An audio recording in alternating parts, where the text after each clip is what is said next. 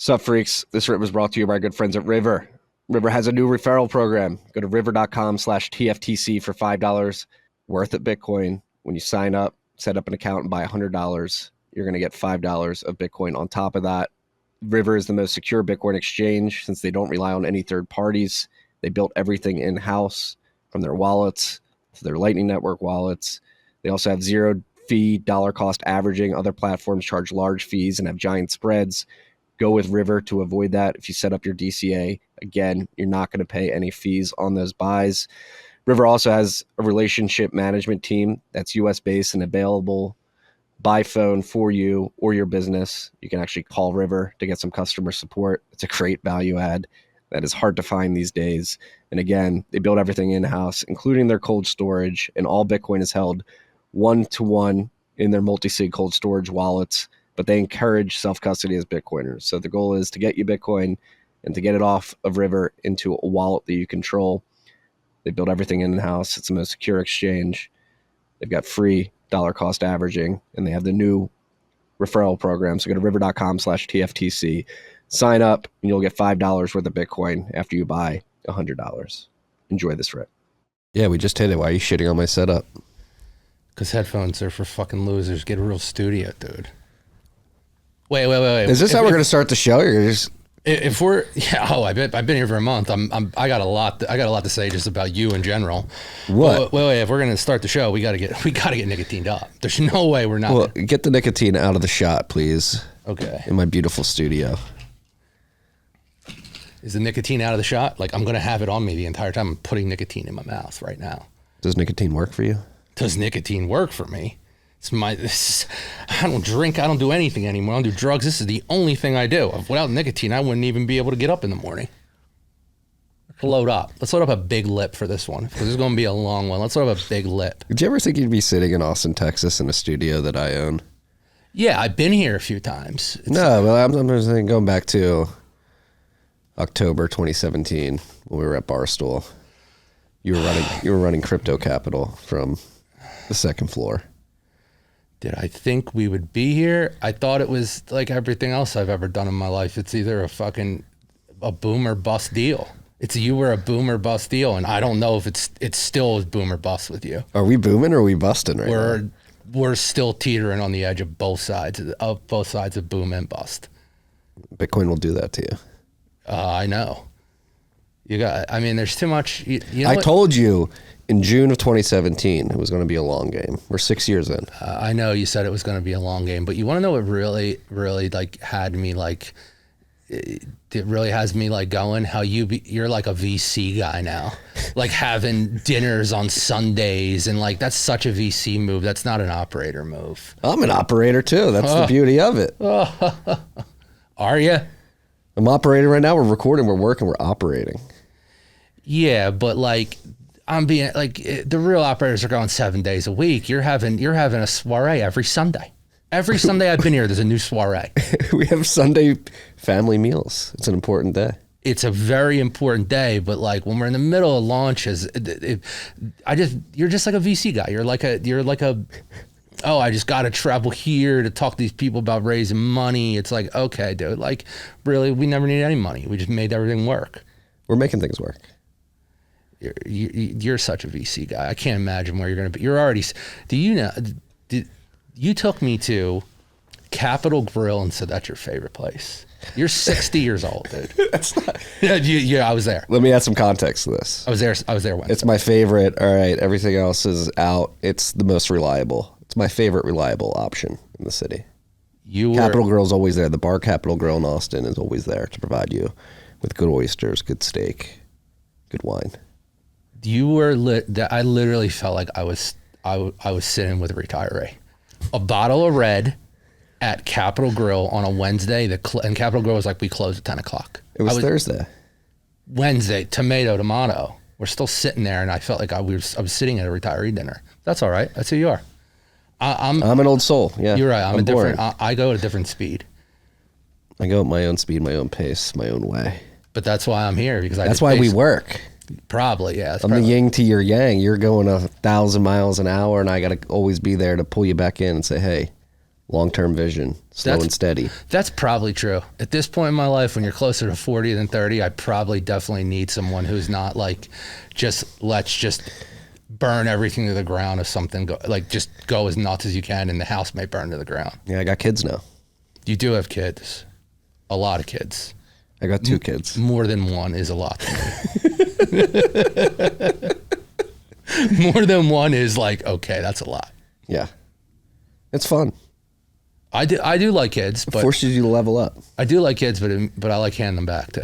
Like I hand them back to you, hand them back to my sister. They can just I don't got to be there 24/7. Yeah. My kids like their Uncle Lou. I know, they know my name. It's crazy. Yeah. They know who I am. It's weird. That's also a weird world where there's kids around that know my name. Why is that weird? I don't know, dude.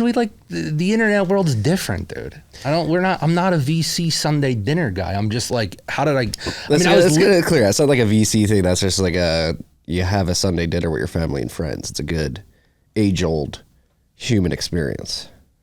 Okay. All right. It does feel like it's like a 1950s thing. And I guess I'm just not a 1950s guy, but I respect it. I'm a grill dad. But I respect it.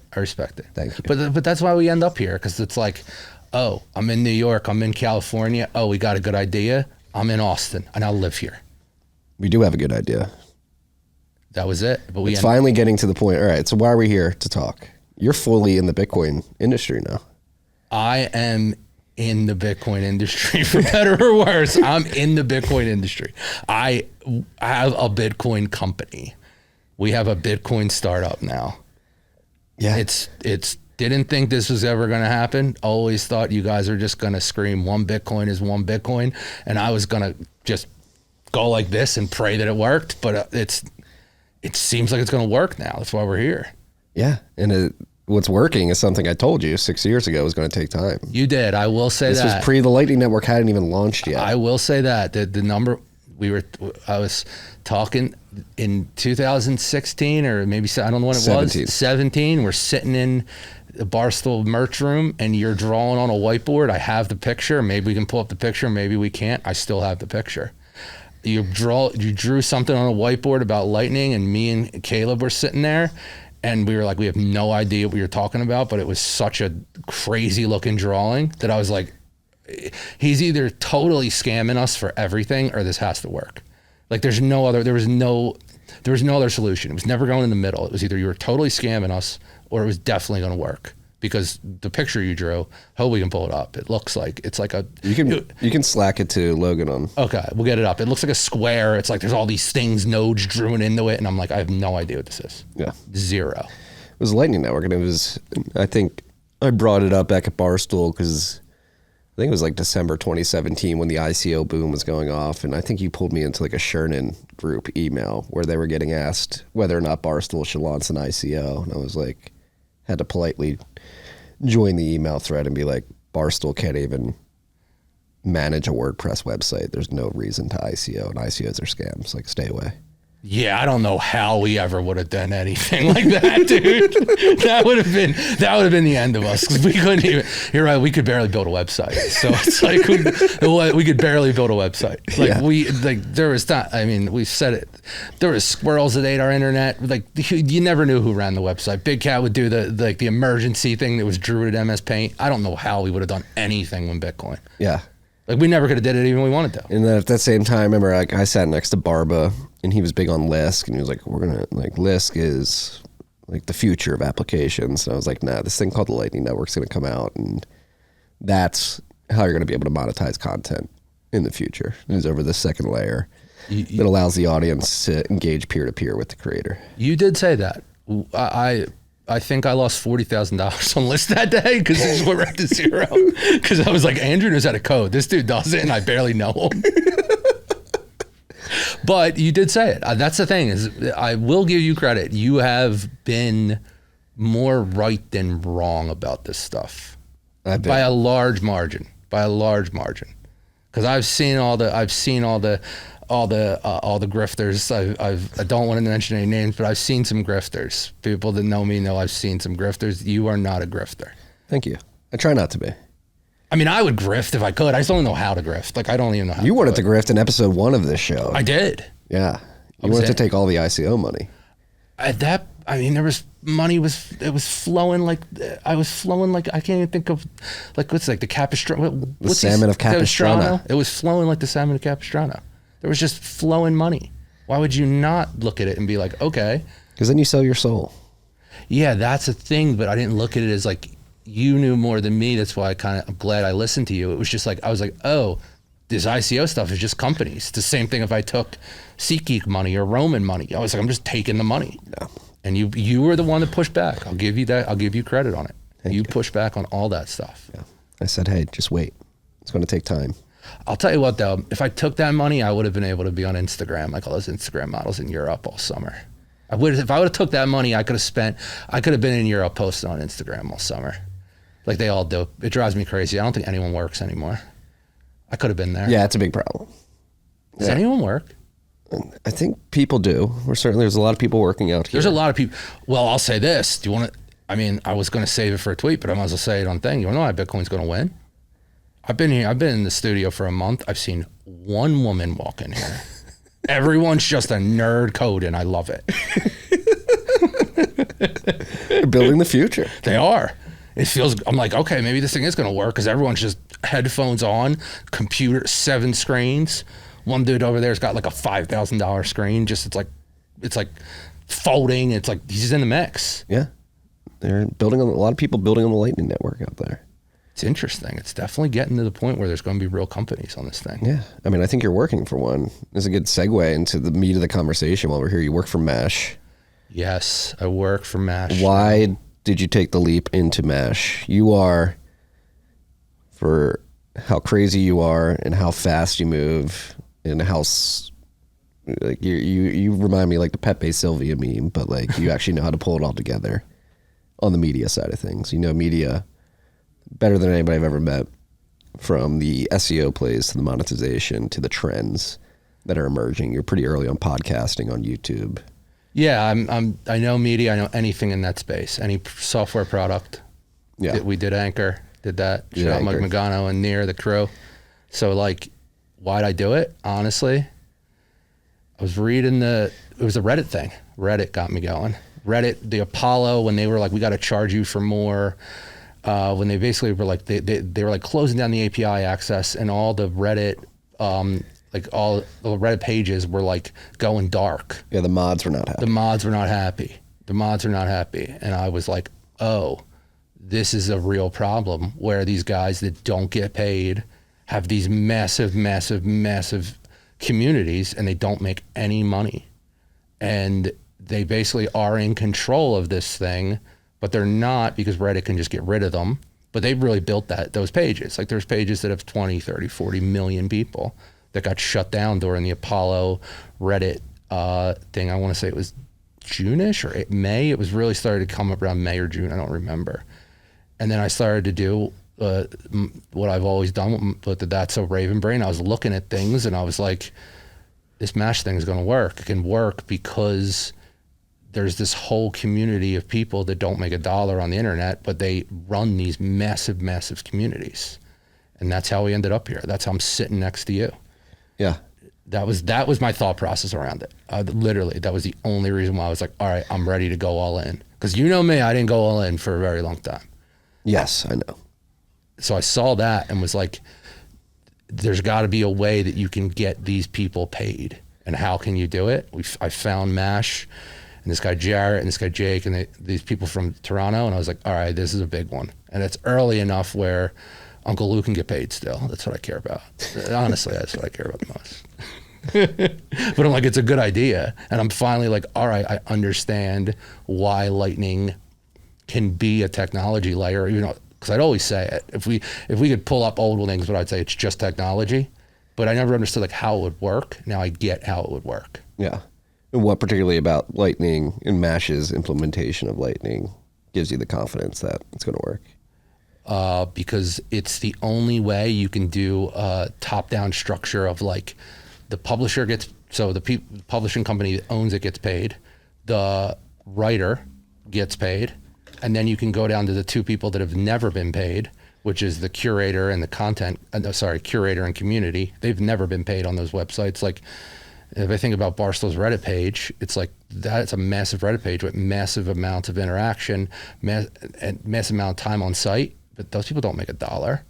And the way it works, and again, I'm not the genius, you're the genius, but the way it's been explained to me and it's going to work and it looks like it's going to work is that you can start to do like different ways of paying everyone in a way that never existed before. And it'd be impossible without Lightning. You can never do that type of top-down payment structure. You can never go, because right now it's just, it's publisher and writer. That's it. You sign someone to, someone like Barstool signs a writer, they work out a contract, they get like, but the people that are like curating the content in the community, they don't get anything from that. They get nothing from it. So there has to be a new way to do it. And Lightning is definitely the best way to do it. There's no doubt about it. Yeah. And this is, I mean, we're recording this episode because by the time this episode's out, we're releasing this. Yeah, we're releasing this. We're releasing this tomorrow, which is the day that the new TFTC.io website launches. We've gone through a complete redesign and relaunch of the strategy and revamp of the strategy. And MASH is a pivotal part of this strategy because we're leveraging MASH to basically go and do what I've wanted to do for years, which is bring on more content creators to the site. I've just been self-publishing the Bent and the podcast and Matt with the SAT Standard, which he hasn't posted in like months, but we'll see if he gets back to that. But long story short is I've always wanted to increase the amount of content on the site and diversify away from myself and Matt and get other creators on the site. But I've always had this problem. Number one, frankly, don't have enough money to pay people to be on staff to write continuously. And then number two, even if I were to be able to pay those people and find particular individuals to write for the site, they're probably not going to be the best because the best content creators are creating content independently these days and self-publishing. And so when we started our conversations with Jared, yourself, Jake, earlier this summer, it was an unlock for me when you guys showed me the new tools that you have, because it was like, oh, I can actually go do what I want to do. I can get more content onto the site. I can just syndicate other people's content, inject these monetization tools on the page, and then do a rev split with them. So like I actually can help them monetize in a very low touch fashion, employ what Zero Hedge has done very successfully over the last decade and a half, which is just curate high signal content and backlink to the original piece. And we can do that too at TFTC, but now we have the distribution with the syndication, but now we have this monetization as well, where we can actually monetize the content directly via MASH and then do a rev split with the creators on the back end. 100% creates the first ever, like, essentially, thinking way back, because I've been in this forever, because I'm old, I've been in this forever. The only way I can see the publishing industry competing with platforms is through something like this. That's the only way they're going to compete. You'll never be able to compete with a platform any other way unless you start to build out experiences and build out tools that bring platform-like experiences to the publishing industry. And this is the first one that I've actually seen that makes sense, where you can essentially, and where the website will, and you're gonna see it. TFTC is brand new. We put a lot of time into TFTC now. It actually looks really good. Yeah. Where we can turn it into, you'll get platform-like experiences with our first launch on TFTC, which literally was impossible before. It was impossible. And how you get paid from it, and how you do the top-down payment structure all the way from the publisher to the writer to the curator to the community, that's impossible without Lightning. It's truly impossible. And it really felt like, to me, it felt like what I wanted to do with Anchor when I was like, I want to build Anchor at Barstool. It was like, it was honestly, why Anchor really happened? It was fucking Michael Rappaport, when I was like, this motherfucker's leaving our show and I have $200,000 sold into his thing. He's leaving Barstool. His show's leaving. I'm like, what do you do with that money? Like, the money just goes away. It just goes in the ether. And I was like, this sucks. We should build something where even if these people leave us, we still make money on them forever. And this can do that. This is the type of technology for the publishing industry, where you can onboard somebody and if they write for TFTC, write for their own website, there can be an actual payment structure that makes sense where everyone is happy no matter what. Because the influencer world's a tough game. It's a tough game. You're right. Everyone's looking out for themselves. So it's like there needs to be a way where your favorite quote, where it's like a value for value system. This is happening right now. It's happening tomorrow. Yeah. And so let's jump into the comparison of the incumbent monetization methods of the publishing industry and like how this sort of changes it. So, and what metrics and KPIs we're going to target post-launch to make sure that we're actually outperforming the incumbent monetization models of publishers. So yeah, so the current publishing model is you sign a writer, or a writer comes on, you either pay them a flat fee or they get some type of upsell in terms of if they get more page views or whatever, or more and they do that. But now the way it's going to work is not only, let me take a step back. That's how it works. But then the publishers, they only do either advertising, affiliate, merch, or like paywalls, soft paywalls, whatever. We know, I think everyone agrees, nobody wants a paywall. Nobody's signing up for a paywall. No one under the age, no millennial, even though millennials are getting old, or Gen Z's signing up for a paywall. Just not happening. It's not worth it. It's not worth the time. Like, I'm never signing up for a $10, $15 subscription to a website. This way with Lightning, and this is why it has to happen with Lightning, is imagine a world where you just have a wallet loaded up and you can pay a penny an article, 2 pennies, 3 pennies, and you just click on it and it automatically comes out. It's automatically going to work. So you're just surfing the web. Let's say we're 10 years from now, you're surfing the web, and every time you read an article, it just comes out of your wallet. 3 cents, 2 cents, 5 cents, whatever that is. And I'm calling it like a reverse subscription model, where I think people would pay for content if it was priced in a way that made sense. I don't think anyone wants to sign up for 10, 20 sites at $9.99 a month or $5.99 a month.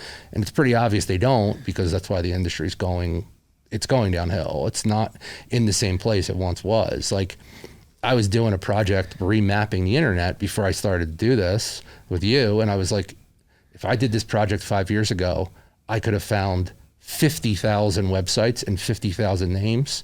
I had a hard time getting to my 4,000 names that I wanted to get to.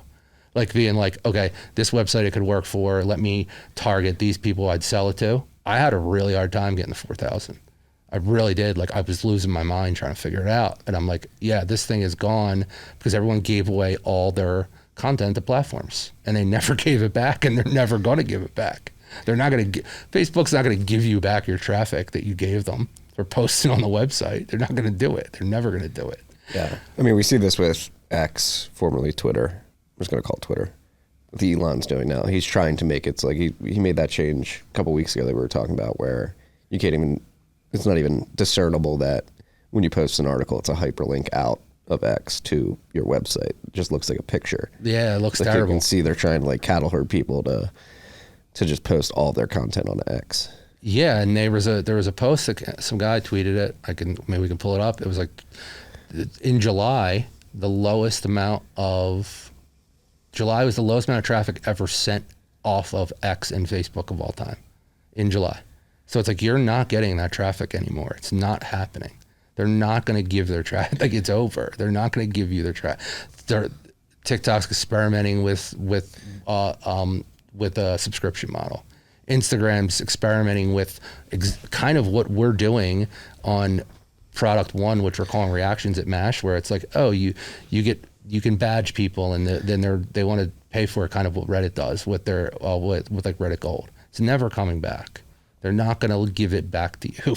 So what are you going to do? You have to build experiences that are like platforms into websites, because if not, they'll take everything from you, and you'll never be able to do it. It will never work. And they've been doing it for 10, 15 years. I've been doing it as long as I've been working. I started doing this in 2010, 11. Yes. Yeah. It's not coming back. This is the only way it's coming back. This is actually one of those things where Bitcoin makes sense for an actual business model. not just money or gold or this or this. There's a business model that's sitting there that's 100% broken, and it can be fixed using Bitcoin. Yeah. That's why I'm here. So you mentioned recreating the platform-like experience on your independent publisher. So what's that? And you mentioned reactions. You mentioned Reddit Gold. How does Mash enable this platform-like It's interaction? literally one line of JavaScript, and it comes up. We can pull it up. It's now, like, maybe now we want to pull it up, show it. It's literally one line of JavaScript. It'd be the same thing as you're adding anyone that's ever been in the ad operations world or ever built a website, a content website, and pushed it up. I mean, there it is right there. There we go. Essentially, it's one line of JavaScript code you put on your website, and you can enable these first product we launched was reactions. You can enable these platform-like experiences that people can either A, do for free, or B, if they want to pay a certain amount of sats or money. Because I'm kind of over the idea of like sats and Bitcoin. Like, this is just technology now. This is just a technology play that literally couldn't exist, where essentially you can pull up these experiences and have, like, you want to know, like, oh, Marty put a treasure chest on that thing. I want to see where what Marty was reading. I can see what you're reading and drop like these type of emojis, and there's going to be a lot of different interactive features that we're building. But this right here, what you're looking at, is the first iteration of it, and it's as easy as someone that ran ad ops, did the ad ops at Barstool. It's the easiest thing in the world to like integrate. It's one line of code. Just drop it in the back end of your website, WordPress, Ghost, whatever, works instantly. Yeah, and then Mash has a back end where you can go toggle all these features and give your users the menu of interaction options that you deem sort of necessary for your site. And so here we've got these interactions. Logan, if you click the heart on the left side on the Mash clipboard there, like, people can, if they really like something, they want to donate to the site right away, they can hit $1, $5, $10, put their own amount in, and then boom, pay the invoice, send it directly to us over the Lightning Network. And then what gets really heady, when we had Jared on probably about a year and a couple months ago, it's really cool to see how far Mash has come since that conversation, because I think what you're seeing on our site right now is just the tip of the iceberg. And you were alluding to it, which is with these interactions, individual people reacting on sites like TFTCs and others that will have Mash enabled, people begin to be able to follow what they're reading and seeing their interactions, and using that as a signaling mechanism to be like, all right, I really like this guy's taste. Like, I can see everything he's liked. Yeah, we're getting way, like, just so everyone knows, like, this is very hard. We're getting way down the line. Like, but in the future, there's multiple things you're going to be able to do like that. Like the whole, like, being able to bookmark things, like with these interactions where you can bookmark it and you can see, and if you want to see what Marty's doing on the internet and what his reactions are and what he's like looking at, you can then open up your bookmarks to show them. It's almost like bookmarking. You can show them to people. Can also do like almost a reimagining of like what an old message board was. Essentially, it's Reddit on every website, where there is actually payment, where there's actually payment flow and flow of funds that go into it. So you're not relying on Reddit or most of those message boards, like, I want to say like Kinja. I remember Kinja was one back in the day for Deadspin. Like, they don't have this type of like technology that can do this.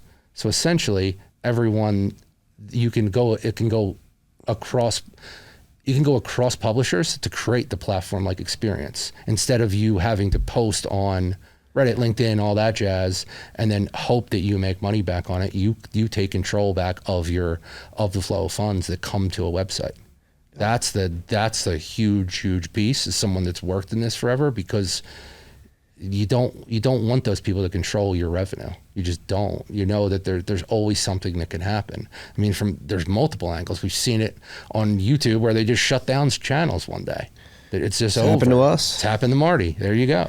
Yeah. So this is something that can actually be like, all right, you can control everything, because we're never going to be a platform. We're just software. We're not a platform. We don't have any like ambitions to be a platform. We want to really be like the double click for publishers, like what Google does, like that's where, if people don't know, that's where you do all your you upload all your ads and you do all your campaigns for advertising. Everyone uses it. We'll just be that for every website, instead of having to be like, oh, we want to control the content ourselves. We'll never control the content ever. Yeah, it's a beautiful thing. It's desperately needed right now in this world.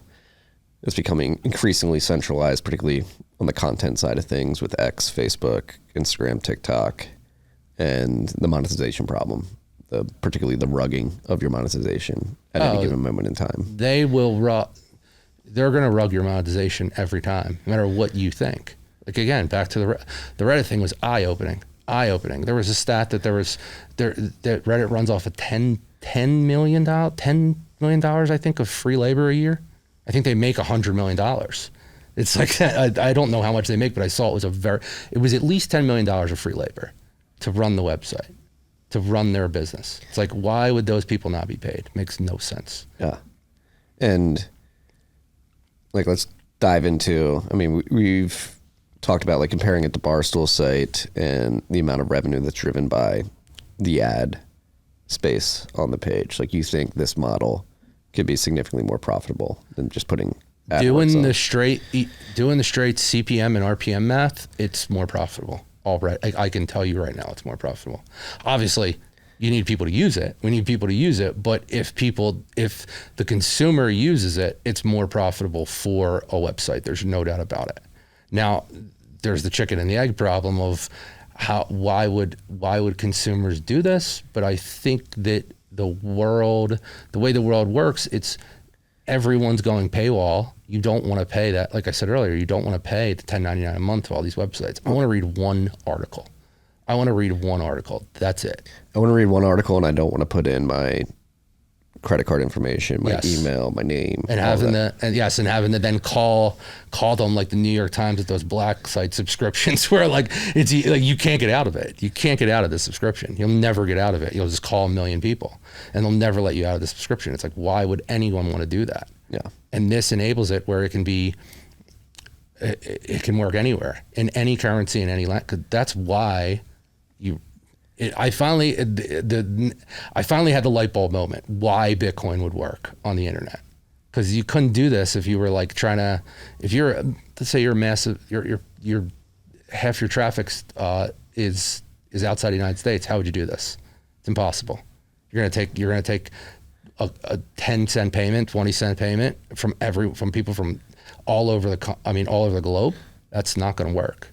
It's just not going to happen. The amount of chargeback fees, it would be insane. It would never work. Yeah. Can't do it.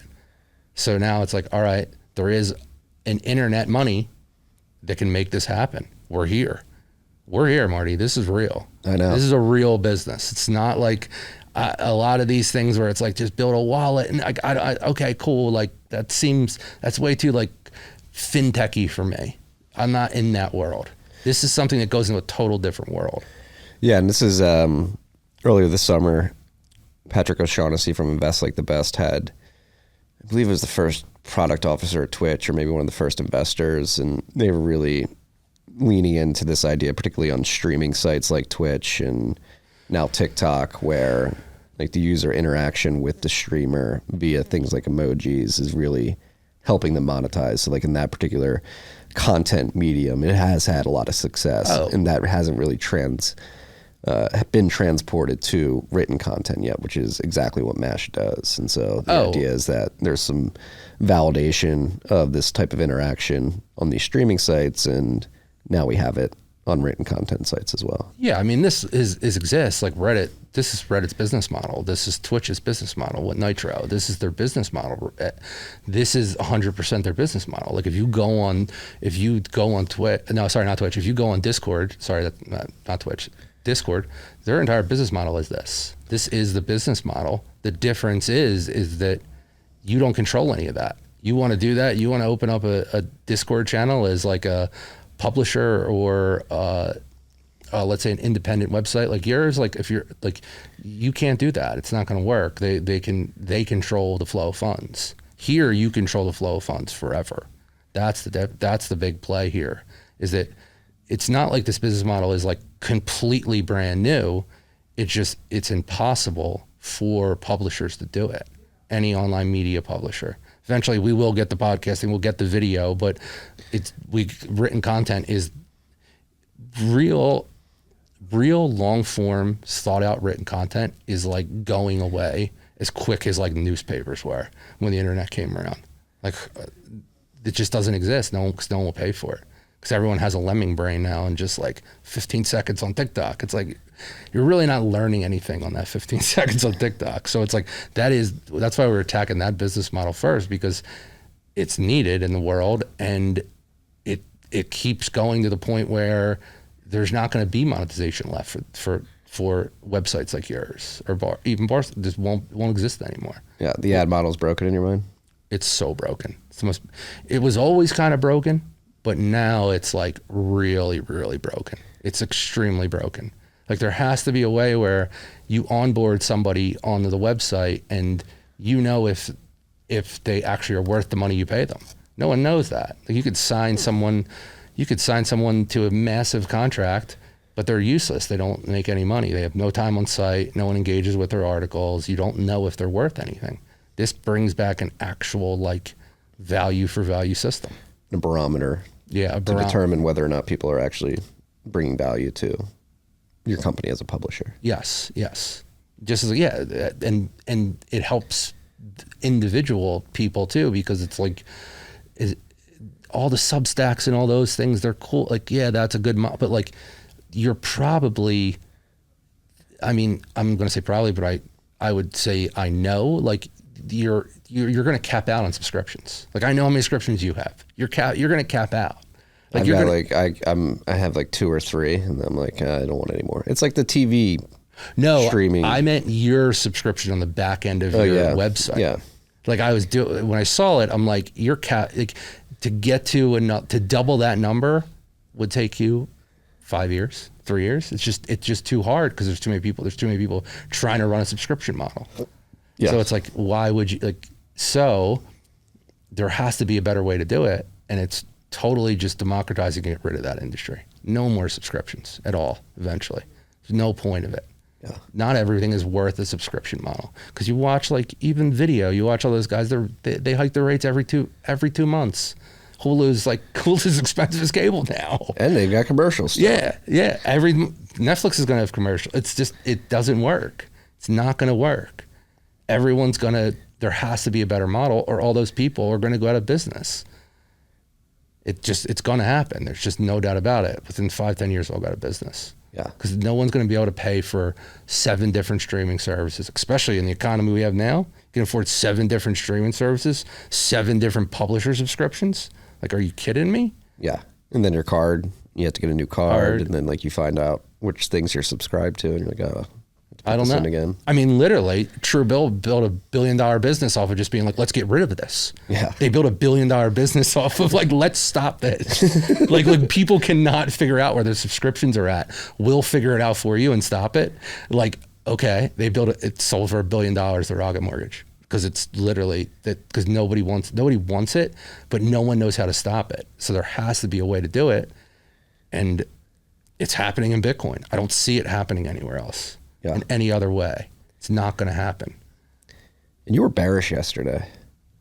I'm not bearish. On Bitcoin. You're like, yeah, it hasn't happened yet. What's going on? Boom. I'm not bearish. I'm not bearish on Bitcoin. I'm bearish on you becoming a 60-year-old VC guy who's just like, oh, I flew. Yesterday you were like, I'm so tired. And I'm like, dude, you flew and like got a massage in Utah and you're tired? Okay. Like, okay, you were like, oh, I'm so tired. You went to... It was exhausting. Exhausting to fly and get a massage. No, that's not... I did not get a massage, let's be clear. Oh, you got the cups or whatever, the things they stick on you. They're everywhere. We had a portfolio company retreat. And there was one afternoon where we did an activity where you could go. Yeah, you went to a spa for a weekend. Not for a weekend, for an hour. You went to a spa for 4 days. It's all right. I'm not hating on it. You're a big VC guy now. This is being embellished quite a bit for us. It's more than half true. No, it's like less than half true. You can go out there and talk to John. John was there from Zapper. That's not my real source of information. It's your wife. I ask her what's going on. Oh, yeah. If she tells me she'll give me the real story. She'll give me the real story about what's really going on. Yeah. Well, what really happened is we had a portfolio company retreat, and there was a lot of good things that came out of it. I'm happy for you.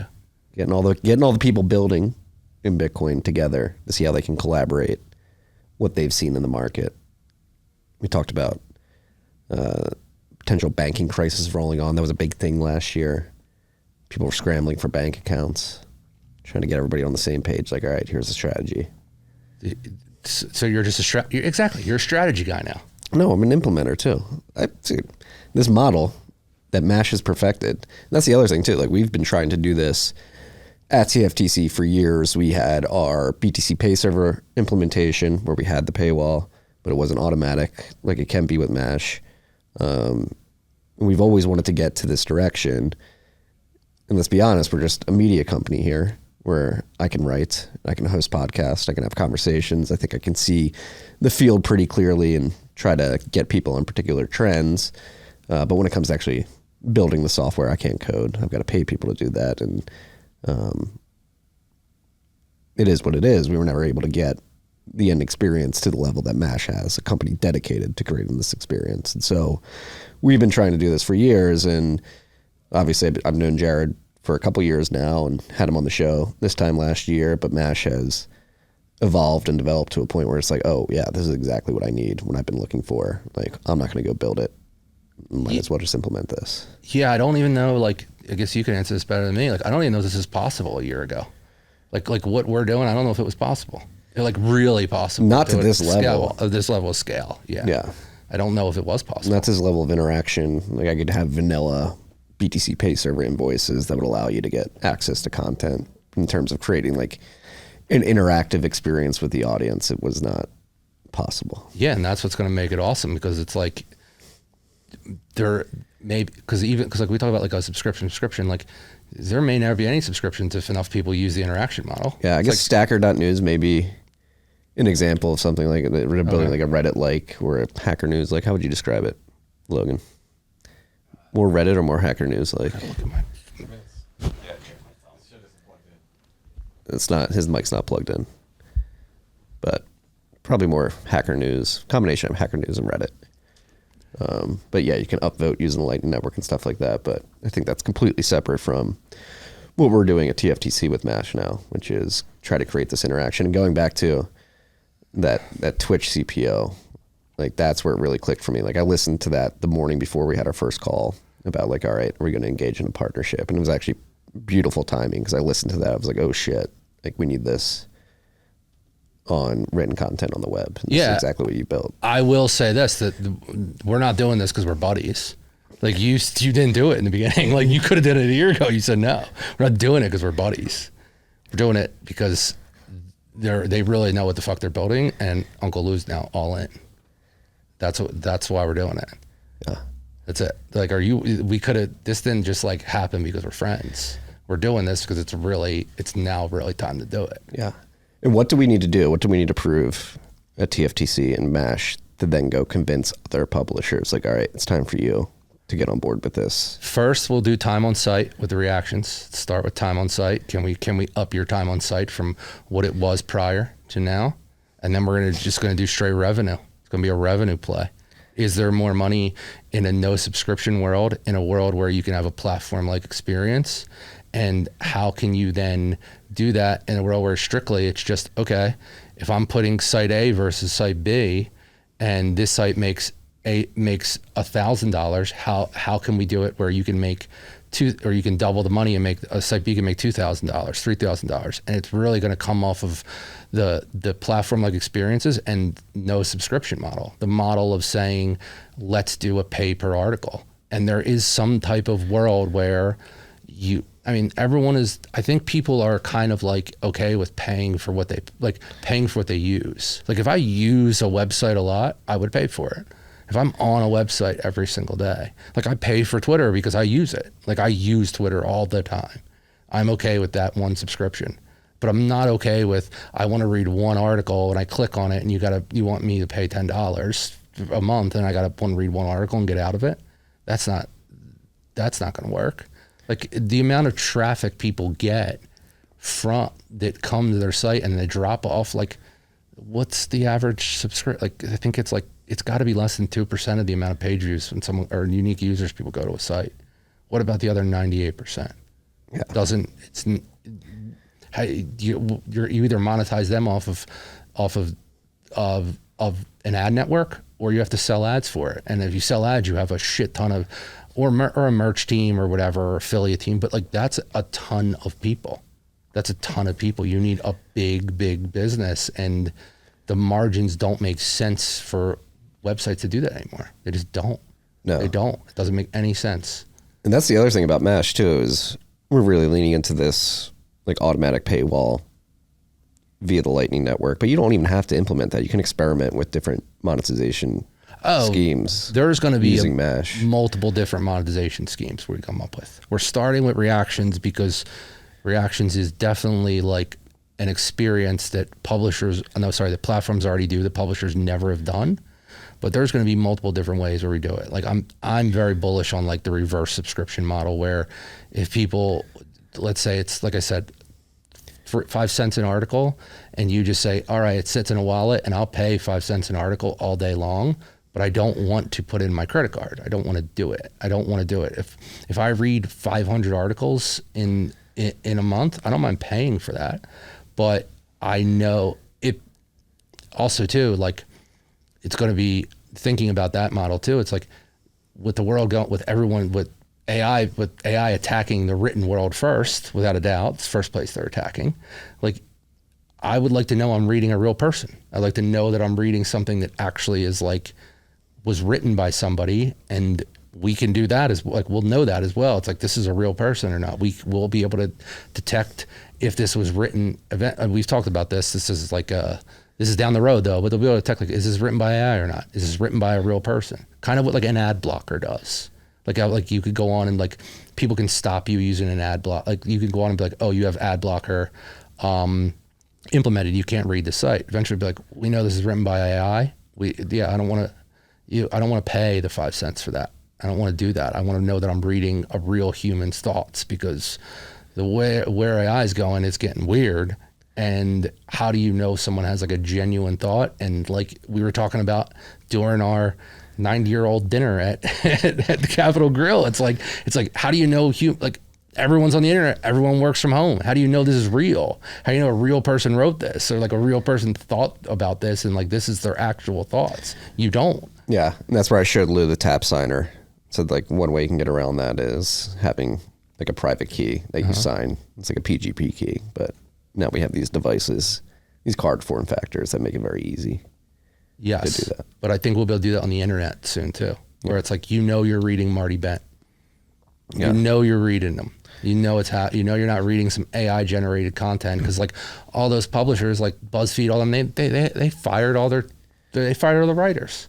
They're just like, oh, we'll just use AI to do it. Yeah. Like, okay, like what does that mean though? Like I'm not getting your, like, as someone that grew up in why I ended up in this world, it was really, honestly, I remember reading in high school, I read Bill Simmons all the time on Page 2. And I loved reading Bill Simmons when I was a kid. And that's why I ended up in this world, like literally. And I'm like, I don't want to read AI content. I want to know it's like a real person. Like it's weird. Like the AI content's weird to me. Yeah. It does serve a purpose, I'll say that. But like for like certain information, but you also like, don't humans want to know you're getting another human's point of view? I think so. I think so too. Yeah. But we're getting to the point where it's going to be way. I saw someone tweet the other day, we're probably at the top of human written content versus AI content. This is probably the peak. It's going to go more AI than it is human. It's very soon. So you have to know what's actually written by humans. I don't want you guys to release this product because I don't want people to know that I've been using ChatGPT 4 to write the bent for like the last 6 months. I'm kidding. Obviously. Yeah. Knowing you and now that you're a VC guy, that wouldn't surprise me, man. Wouldn't surprise me if you're going to start tweet. I wouldn't surprise me if your Twitter becomes like a one of those like how hard you work today. It's like, okay, dude, we sit on the internet. Like, what are we talking about? No one's really working that hard. We're working hard. You're one of the hardest workers I've ever met. Don't sell yourself short. Yeah, but like I said this before, it's like, yeah, we do work hard, but like I don't think people put the world in perspective. Like when everyone's like, oh my God, FedEx drivers are making $170K, they should make $170K a year. Anyone that's out there grinding and doing like actual manual labor should make a lot of money. Like it's way harder. It's way harder. I've been on a roof. It's hard. You ever muck a roof? It's like crazy. So I think that and I'm only bringing it up because I don't think that like the world is so broken. Maybe we can fix the one piece I know how to fix, and this is it. Yeah. And then we can go fix other stuff. I'll let you handle the big problems. You know content. I know content. I know the internet. I know how to do the internet. Yeah. And I'd like to think I know how to look into the future and be like, all right, this may be where it's going. I'm the most consistent person you ever met in Bitcoin. That's true. I do. I hate giving you credit right now because you were at a spa all last week telling me you worked hard, but you are the most consistent. You've never wavered on what this is going to be, and now it just keeps speeding up. Yeah. Yeah. What are your thoughts about the world generally right now? It's getting pretty crazy. Oh, we're fucked. It's fucked. It's so fucked. Everyone's sitting there like we're not fucked. We're fucked. We're fucked. We got to fix the money. We're fixing the money. Yeah. I've always said this, like we're fucked. Things are going to get crazy. The economy is going to get crazy. It's only gotten crazier. And to go back and begin fixing things, like, it's not a panacea, but I think it's the base of everything that's happening in the world is money. It's literally 1/2 of every transaction. You fix that, then you can begin fixing all the fucked up things in the world. I agree. And it really is happening. So maybe we can pull up the one other thing and I'll find it. We'll pull it up where it's like how I learned how to do all this was the 2011 Loomescape, where I would just read every company on there and I was like, okay, this is how you actually do advertising. This is how you actually monetize a website. This is how you make money. Someone put up a thing about the Lightning Network, the companies in the Lightning Network. It looks like the same exact amount of companies as the 2011 Loomescape. It looks like the exact same amount. 170, 200 companies. 2011 Loomescape had about 200 companies. It's like, oh shit, people are really starting to work on this thing. Yeah, and you showed me like the updated ad landscape. The updated one, there's five. You can't read it. There's 5,000 companies. It looks like a map of the world because it's that big. Yeah. And it went from there to here. It's like, okay, this is getting serious. People are really getting serious about this thing. Yeah, look, and try to find the River Lightning Research Report, or the map of all the companies in the space. If you pull up my Twitter had the one where I put up the Loomescape too. I could find it for you. Yeah. No, but it's happening. I mean, I've seen it. It's really what I was doing last week, was sitting down with the people building a lot of the companies that were on that Loomescape. Loomescape. I don't know what you even call it now. I just call it the Loomescape because we call it advertising. Yeah. And just vibe checking everybody. Here, we have it up. It's pretty. Oh yeah. This is, if you pull up this and look, if you type in 2011 Loomescape, pull up that one too. Because just type in 2011 Loomescape. Luma. Lumascape.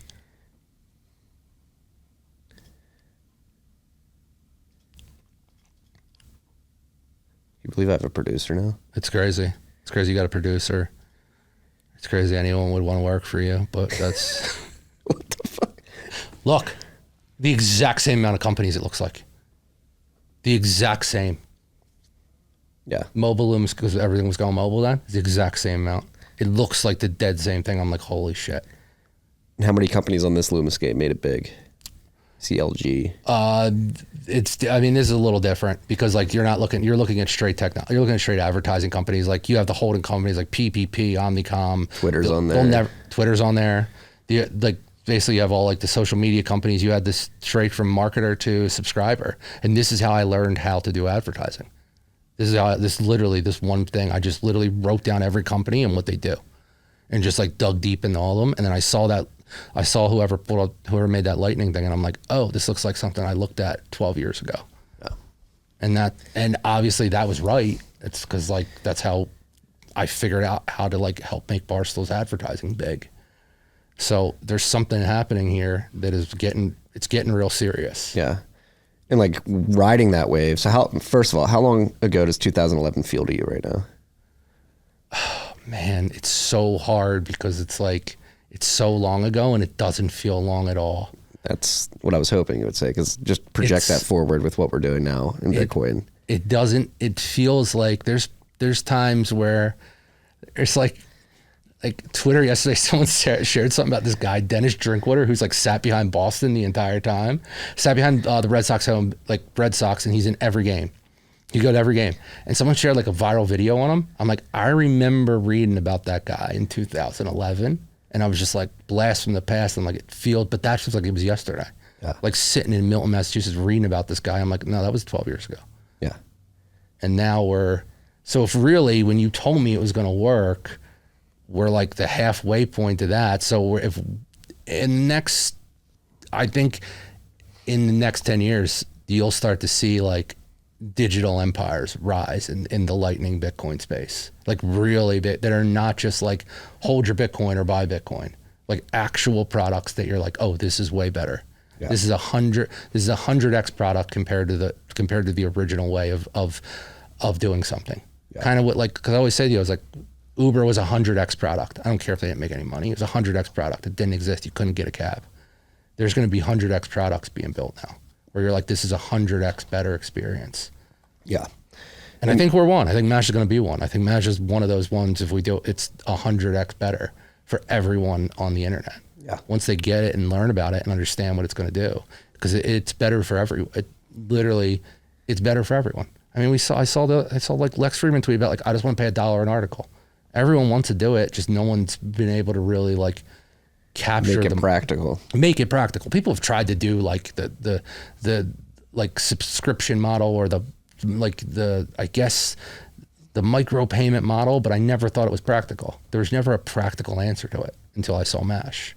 That's why I didn't jump in, because there's no practical answer to this thing. Yeah, Bitcoin's the answer.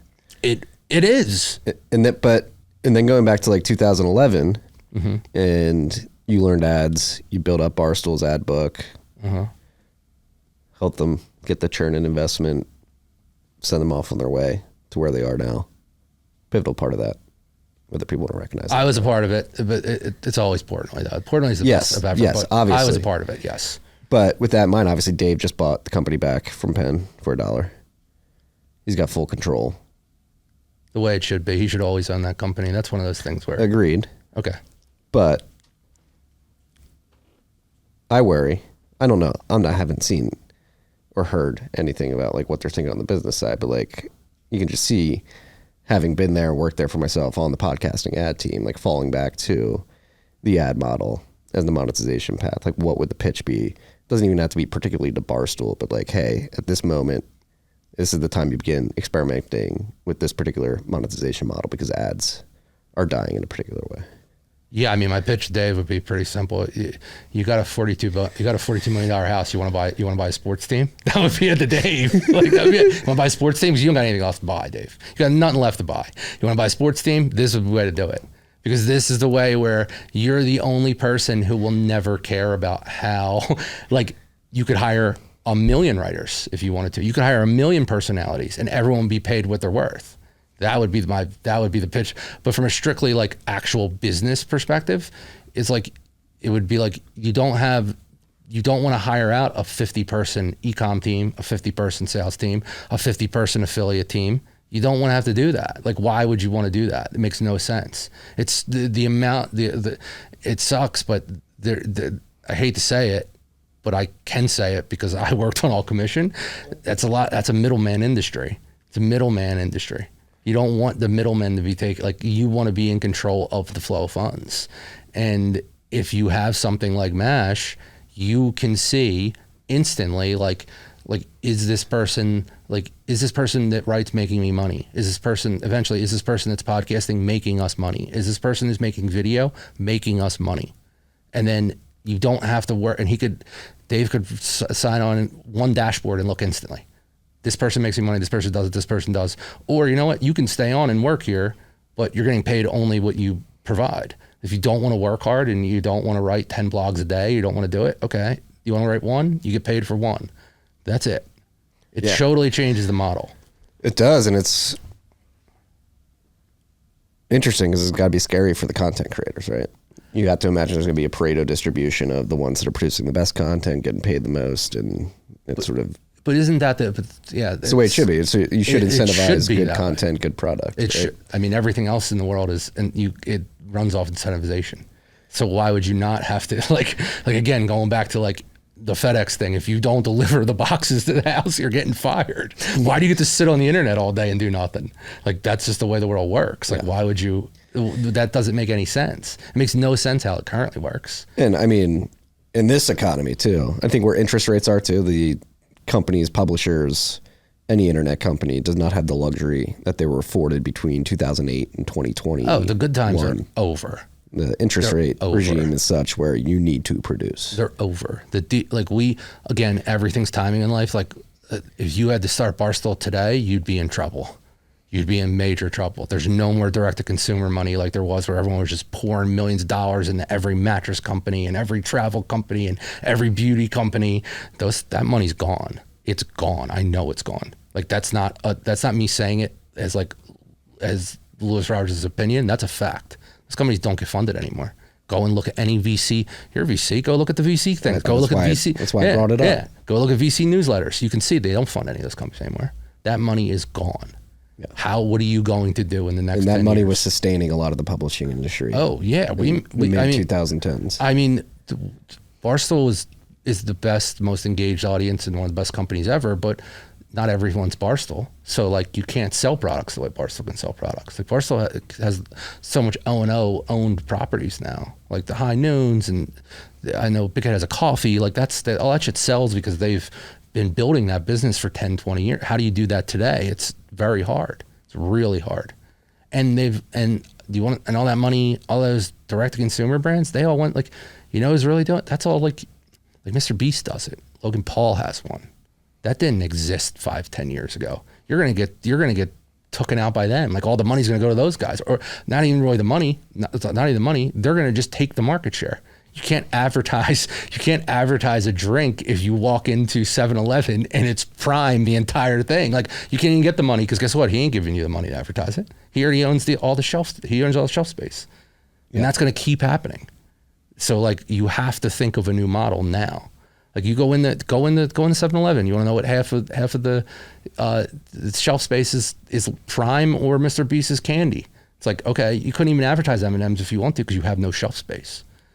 There is no shelf space for those brands. Yeah. So you have to think of a new monetization model, like, now. Yeah. And this is kind of it. This is one of them.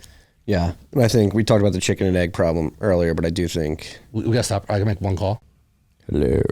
Oh, we're back. How was your call? You're the only guest that would ever just take a 30-minute call in the middle of an episode. There would be no podcast without me. There really wouldn't. There wouldn't. So I know we've reminisced about this in the past, but it is crazy to think that just a random DM to you and a lunch at the Smith and Flatiron led to the show. I mean, we're here. What do you want? I mean, we're still going. I'm proud of you for still going, to be honest with you. Well, it's the first thing you said to me. What? Consistency is key. It is. It is the key. Every day. I tried to stay true to that. It's never, the internet doesn't sleep. It doesn't sleep. I watched people. I remember the dude there was one guy that we were fighting with one time, and he was like, "Oh, I'm taking off." He's like, to refresh, our company's taking off an entire month on the internet. When you take off an entire month on the internet, you lost. You're done. You're done. You're done the day you decided that. You were done before you decided that. There is no off on the internet. It's always on. 24/7, 365. Double-edged sword. It is, but it's also like, I don't know, man. Would you rather be like an accountant? Like, I don't know. Would you rather be like an accountant? Like, I kind of like to look at everything from perspective. Like, would you rather be an accountant? I know I wouldn't. No, I left the finance world. Yeah. So like, it's a double-edged sword, but it's a better trade-off of like, you do something you actually like to do every day. Yeah. Like, I like working on the internet. I like it. I think it's fun. I think it's fun thinking up new things and doing new things. I couldn't imagine having a 9-to-5 normal job. Do you like working on Bitcoin? I do now that I understand what we're going to build. Before, it was just like, I don't know what this is, dude. I just did it. I just did it to do it.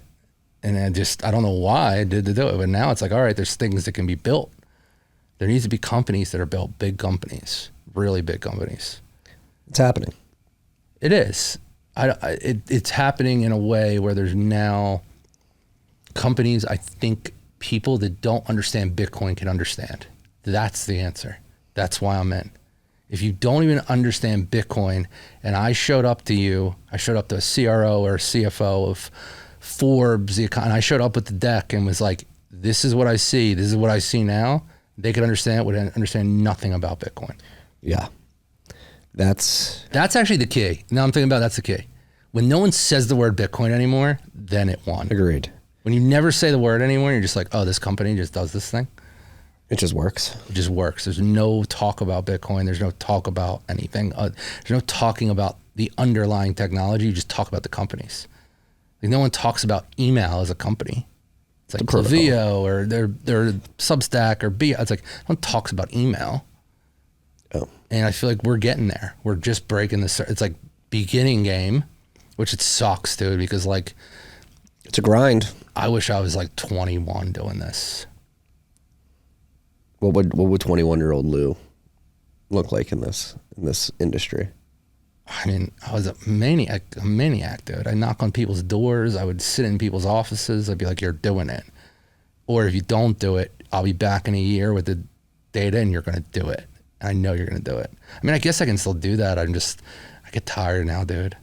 I get tired. We're getting older. I know. I miss meetings because like I just can't wake up. Not because like I'm out partying. Like before it was I was out partying. Now it's like I just can't wake up. I'm too tired. I need to sleep 8 hours.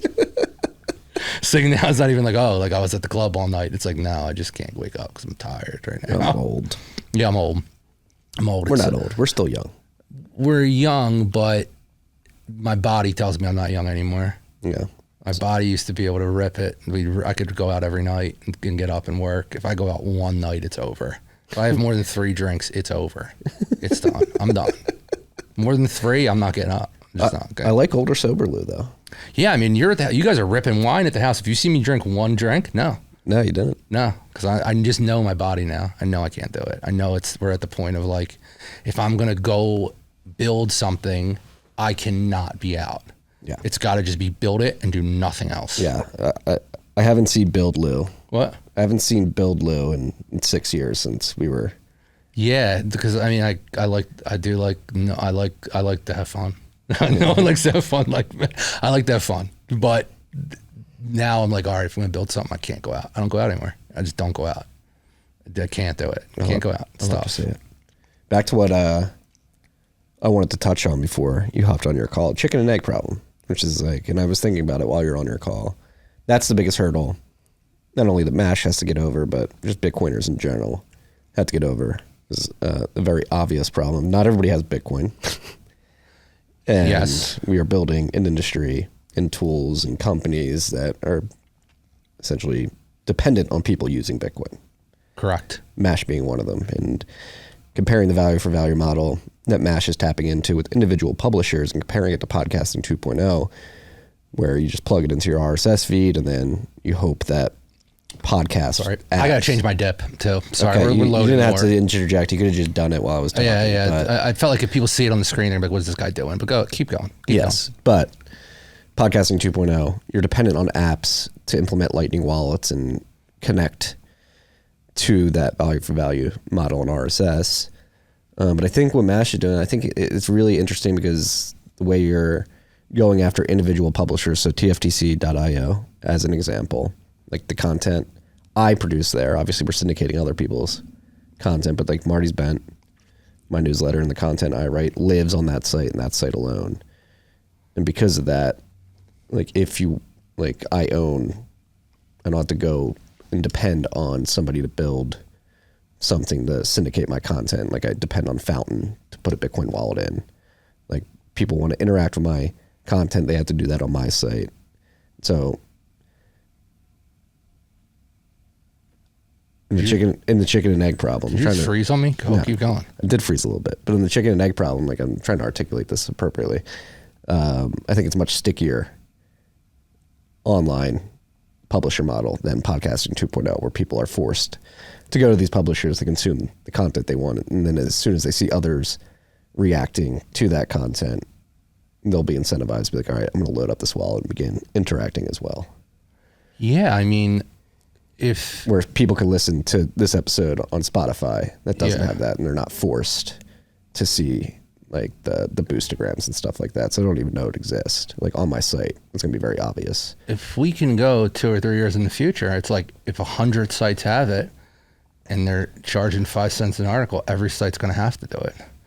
Because there's going to be like the economics of like they just won't be able to do it. They won't be able to compete with those people. Yeah. They won't be able to. It just doesn't make sense. They won't be able to compete in the world of like, okay, everyone now is going to pay pennies on the dollar to read something. Your subscription model is gone, because why would no one wants to do subscription to begin with.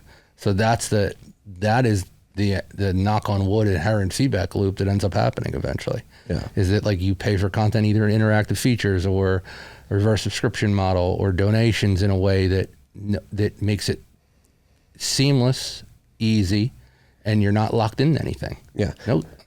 But that is all dependent on the wallet being funded in the first place, which is like, that's the biggest hurdle for this whole industry, is just getting the wallet funded, which means getting Bitcoin in people's hands. And so, Well, the problem, I thought about that too, because that was my biggest fear too. It's still the biggest fear of this thing, is that there was never a reason to fund the wallet. You never had a reason to fund your wallet. What was the reason that you would do it? Like it's not like you want to walk down to the store and buy something. It's on Apple Pay. There has to be a reason to do it. This is a reason that didn't exist before. It doesn't. You have to give the end user a reason to do it. And just the simple fact of being like, I don't have to do a subscription and I can read something, is like the friction. It becomes frictionless. You don't got to worry about the idea of like, I never can read this article because I'm never paying for the subscription. yeah.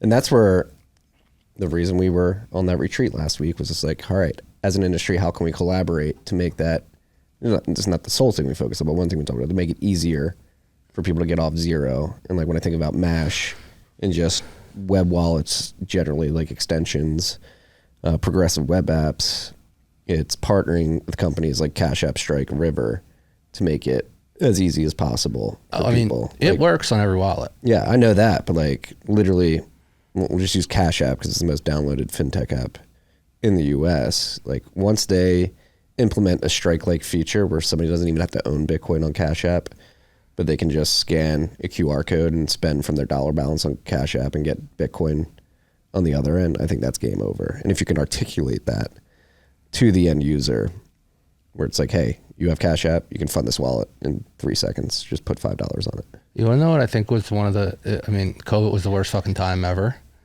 But you want to know what really helps the Bitcoin industry is everyone had to use QR codes for like 2 years or like a year. It helped the world. Like it helps that industry.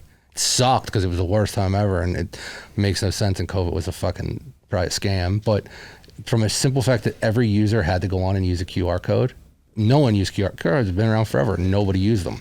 Now people are completely comfortable with them. No, everyone uses it because they had to go to a restaurant and use it. It's like you had to do a daily, something you have to do, you do daily, you had to use a QR code. You had to use a feature that the Bitcoin Lightning Network really needs. Bang. Everyone knows how to use it now. They knew how to use a QR code before, but no one did it. Yeah. The consumer behavior just didn't shift. It made them shift, and now everyone has to do it. Yeah, COVID made them force them to practice QR code interactions. Yeah, and that's actually a huge play for something like this. Because it takes 2 seconds to pull up your phone and plus an article. It takes 2 seconds. You just click it, done. You're done. Yeah. And then once, like if you have a Mash account too, that you don't even have to like scan QR codes. No. But I'm just thinking from the straight, like people that are going to be like, what is this? What is this play? Like, yeah, if you have a Mac, we have a wallet. You can load up $15 into it, because I don't know the fintech rules. I stay out of the way of the finance side. Hand me my phone. Let's do it right now. Look, and pull up the site. I'll donate $1 to myself using a QR code. Let's see how long it takes. And then so hit the heart on the left. Let's see if it works. Hit $1 invoice. This is a test site, guys. I just want to be real. I've been using this though. It works. The real site goes live tomorrow. You got to hit support $1. Pay with Lightning Wallet. Oh, Marty's standing up. He's on the chair. He's on the table.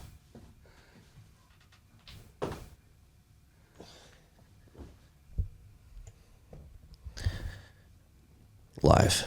It worked? It worked. Oh, it worked. It worked. Your payment of 3,502 sats. It worked. There we go. Yeah. It works. You made it work. Just did that with Cash App. And so it's like, hey, that's probably something we need to work on our site too for people who come and aren't Bitcoiners. It's just educating them like, hey, if you want to contribute, we don't take dollars. There's a lot of education needs to go on. You need to write some articles. You need to do some videos, maybe a song and dance. I don't know what you're going to do. You're not going to want me to sing. I can tell you that. I don't think I want you to sing. These eyes. Stop that, dude. I don't want you singing ever. Dude, that was enough. That 3 seconds was enough of me. These eyes, I've seen a lot of living in you. I can't believe that's in my ears right now. I can't believe I have to do that right now. Are we going to win, Lou?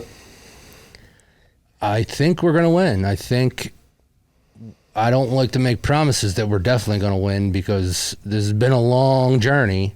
But I told you it was going to be long from day one. But we're closer than we were when I met you. Way closer. Way closer. Way closer. Where the technology can do stuff that current technologies cannot. That's the key. Once you can start to do things that no one else can do, you win. Yeah. So we're getting there. We're getting to that point where it's like, oh, this is not possible in the current ad stack or monetization stack for a publisher. And then if we do it on this side, someone else does it for another industry that I don't know anything about, and that's how we just keep going. Yeah. Well, you're talking about ads too. We've been shitting on ads, but there's a way that you could actually make better ads with this. We have a way to make better ads too. There's a few things up our sleeve. I don't want to get too into like the weeds of everything that can be done because then you start. Then you have marketing, leading engineering, and the engineering team doesn't really like that. Yeah, and I don't know if they build the furniture, I hold the sign outside. The first sign I'm holding is TFTC. I ain't ready to hold any other signs right now, but I'm holding the sign. I hold the sign, but I'll hold the sign if I have to. Yeah. And not if I have to. I'll hold the sign when I think it's going to work. Yeah. I don't want to hold any old sign outside. It's got to be the best furniture. It's got to be the best fucking couch. It's got to be a cloud couch from Restoration Hardware. I don't want to hold it. That's what I have. You like my couch? What I have too, but it's not here. It's still in New York City. It sucks. Well, it's in Philadelphia. It's just sitting in a thing. Yeah. I have no couch because your brother left me with no couch. Yeah, he told me that yesterday. I was pretty disappointed. Where's Lord Miles going to sleep? We don't know. We got to get Miles a visa first. Well, how'd you get, like, your life is crazy. The Lord, man. Just in my life now. In my life. You pull all these characters into your life. I think I might be the calmest character in your life. You are the calmest of the people I got. Miles is the most... He could probably be the biggest YouTuber in the world one day, but he is the wildest I've ever pulled in by a large margin. Wilder than Portnoy? From a strict, I'll do literally anything, yes. Not saying that you pulled Portnoy in. No, I met Portnoy. No, I got lucky and met Dave, but Miles is the wildest by a large margin. Yeah. No, I've seen it. I know. I've seen it. I went to the border with him. Yeah. I was there. I was in one of the videos. It is not for the faint of heart. Yeah. I had to help you guys rent a car. You did rent us a car because I couldn't rent one. I don't know what happened that day. Contributed to the Miles content freaks. Do you view this as like a redemption arc? For me? Yeah. I don't know about like redemption arc. It's more just like, I think at one time I was always like redemption. And then they put me on like fucking Seroquel and I'm like, I don't think about that stuff anymore. I'm very calm now. It's kind of crazy. I'm calm. I know you are relatively calm. I'm relatively calm now. I'm very calm in the past 6 months. Just very much calmer. Just like, it's more just like, let's just do it. I mean, what else would we do? There's no redemption arc. It's like, what else would we do? What else would I do? Am I gonna just get a 9-to-5 job and like sit there? Like I would quit in 2 days. Yeah. Like I can't do that. So like it's got to be something. We got to do something that's like a grandiose thing that's bigger than anyone ever thought of. I can't work any other way. I get bored. I'll just quit. So this is the biggest idea I see. I did a lot of DD on ideas. AI. You've been a part of some big ideas. I've been a part of some big ideas. This feels like it's the biggest one, without a doubt. If it works. Total addressable market. It's the entire internet. It's not just let's just build a web. It's the entire internet. And the only thing that's left to it's the internet. Like what else would you? Everyone works on the internet. Everyone needs the internet. This is trying to go after the entire internet. Yeah, and I know it's a buzzword, but like re-decentralize the internet too. Yeah, I mean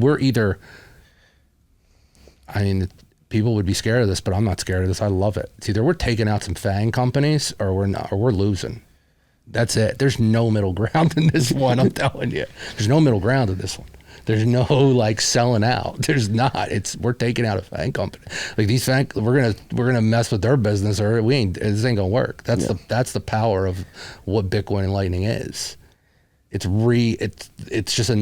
gonna happen that way, or it's not gonna work. Relying incentives in a way that pushes people away from the platforms, and that's the other thing too. Like Ghost, what we run on our site, what Mash is integrated in with TFTC, like that is getting better and better. It's getting easier than ever for people to run their own websites, to run their own publishing platform. Like think about like what you're seeing with ChatGPT and all those things. It's like, I thought about this too, like a couple months ago, and I was like, you're going to be able to type in and create a website instantly. It's going to be better than WordPress and going to be better than all these. You're going to be able to do things that are better than Shopify instantly. I saw Will Cole playing around with one of those. He was literally prompting, all right, here's what I want this screen to look like. I need these buttons, these shades, these colors. And I was like, he said it would have taken a competent front-end developer like 6 hours. He did it in 30 seconds. Exactly. So if that's the world also on just a strictly business perspective of like everyone can build A+ websites and it doesn't take any time to do it, we can go back to the world where websites actually matter. You don't got to worry about like Twitter content and content that like is controlled by the platforms. You can just build a website in 30 seconds. Yeah. And I also think, I do think Elon's one of the most perplexing characters in the world right now. Like, I'm not sure I'm picking up what he's putting down, particularly with Twitter. I think he has some really good ideas, but then I feel like there's a lot too many ideas. Like his idea of turning Twitter into like the universal, like everything app. No, but the universal, like I can call you on the phone, or it turns like basically take out LinkedIn is the best idea he's had. And they tweeted about it once. I never heard about it again. It's you get rid of because LinkedIn's trash. No one goes on it. No one uses it. I haven't had LinkedIn since like 2017. Yeah, you can't. It doesn't work. So like that was, but then there'll be 50 other ideas, and it's like, all right, like what are you really working on? Like what is really happening here? Like okay, like yeah, obviously they are paying people, which is good. That's smart. Finally, people spent 10 years tweeting about it and didn't make $1. Like all the engagement didn't make $1. But he just has too much going on. And like they need to turning into an everything app, which obviously we know that's huge in Asian countries. Like that's going to take a long time. Not only that, but I think the pressure from governments is going to be so immense that it may be an everything app, but it'll be extremely neutered. Yeah. I could see that happening too, where he just he's got his hand in so many things. It's like, I don't know. Twitter's still the answer though to like the best place to get information that really matters, that no one in the general public is going to know for 6 more months. Yeah, that's true. Like I'm in the back end fixing your website. I'm like, you're writing about inflation a year ago. Now it's like, oh, it's really, we see all those people like putting up their Twitter, like being like, I can't afford food. I can't afford food. You were writing about a year ago. You're like, it's happened a year ago. Yeah. Everyone on Twitter was talking about it a year ago. You can go back to March 2020 when they started the capital injections into the economy. I was like, this is not going to end well.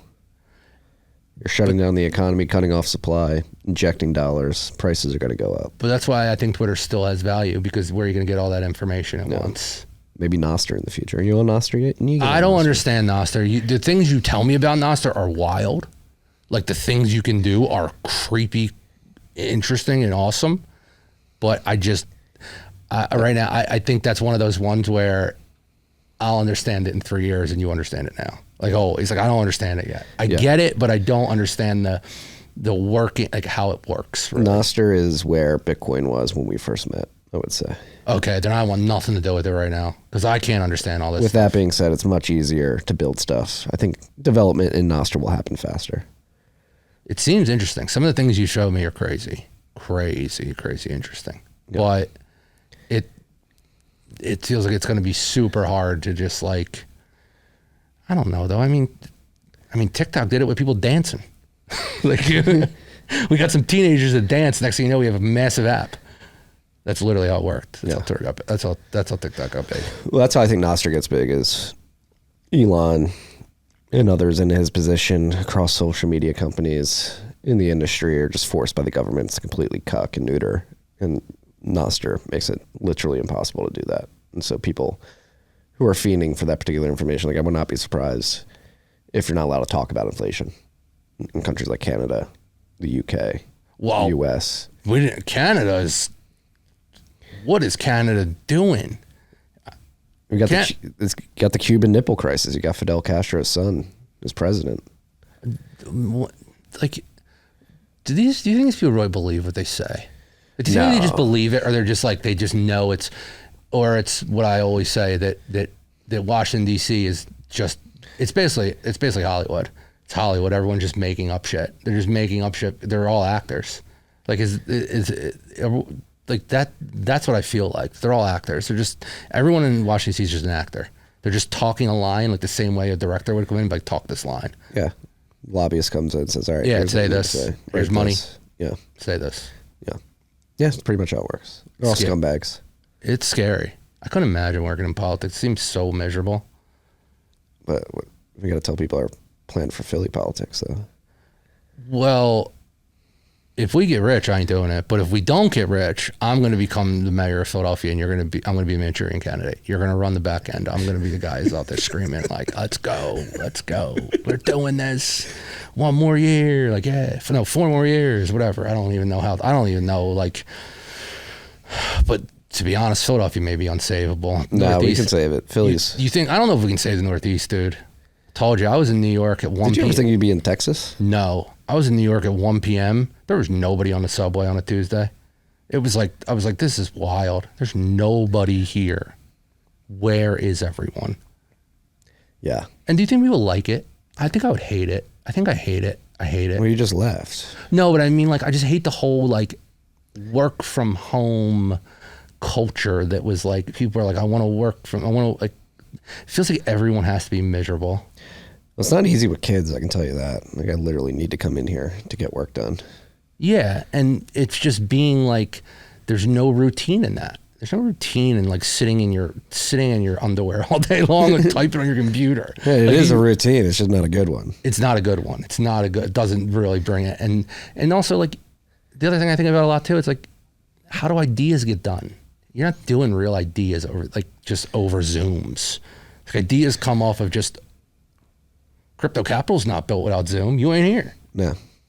It's like, doesn't happen. It just doesn't happen. You got to meet people. You got to be in the mix. You got to learn things. You got to just know shit.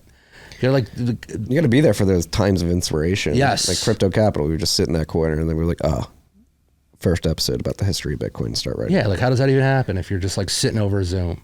Yeah. Doesn't happen. I hope humans want to be around other humans still. It weirds me out. It's weird.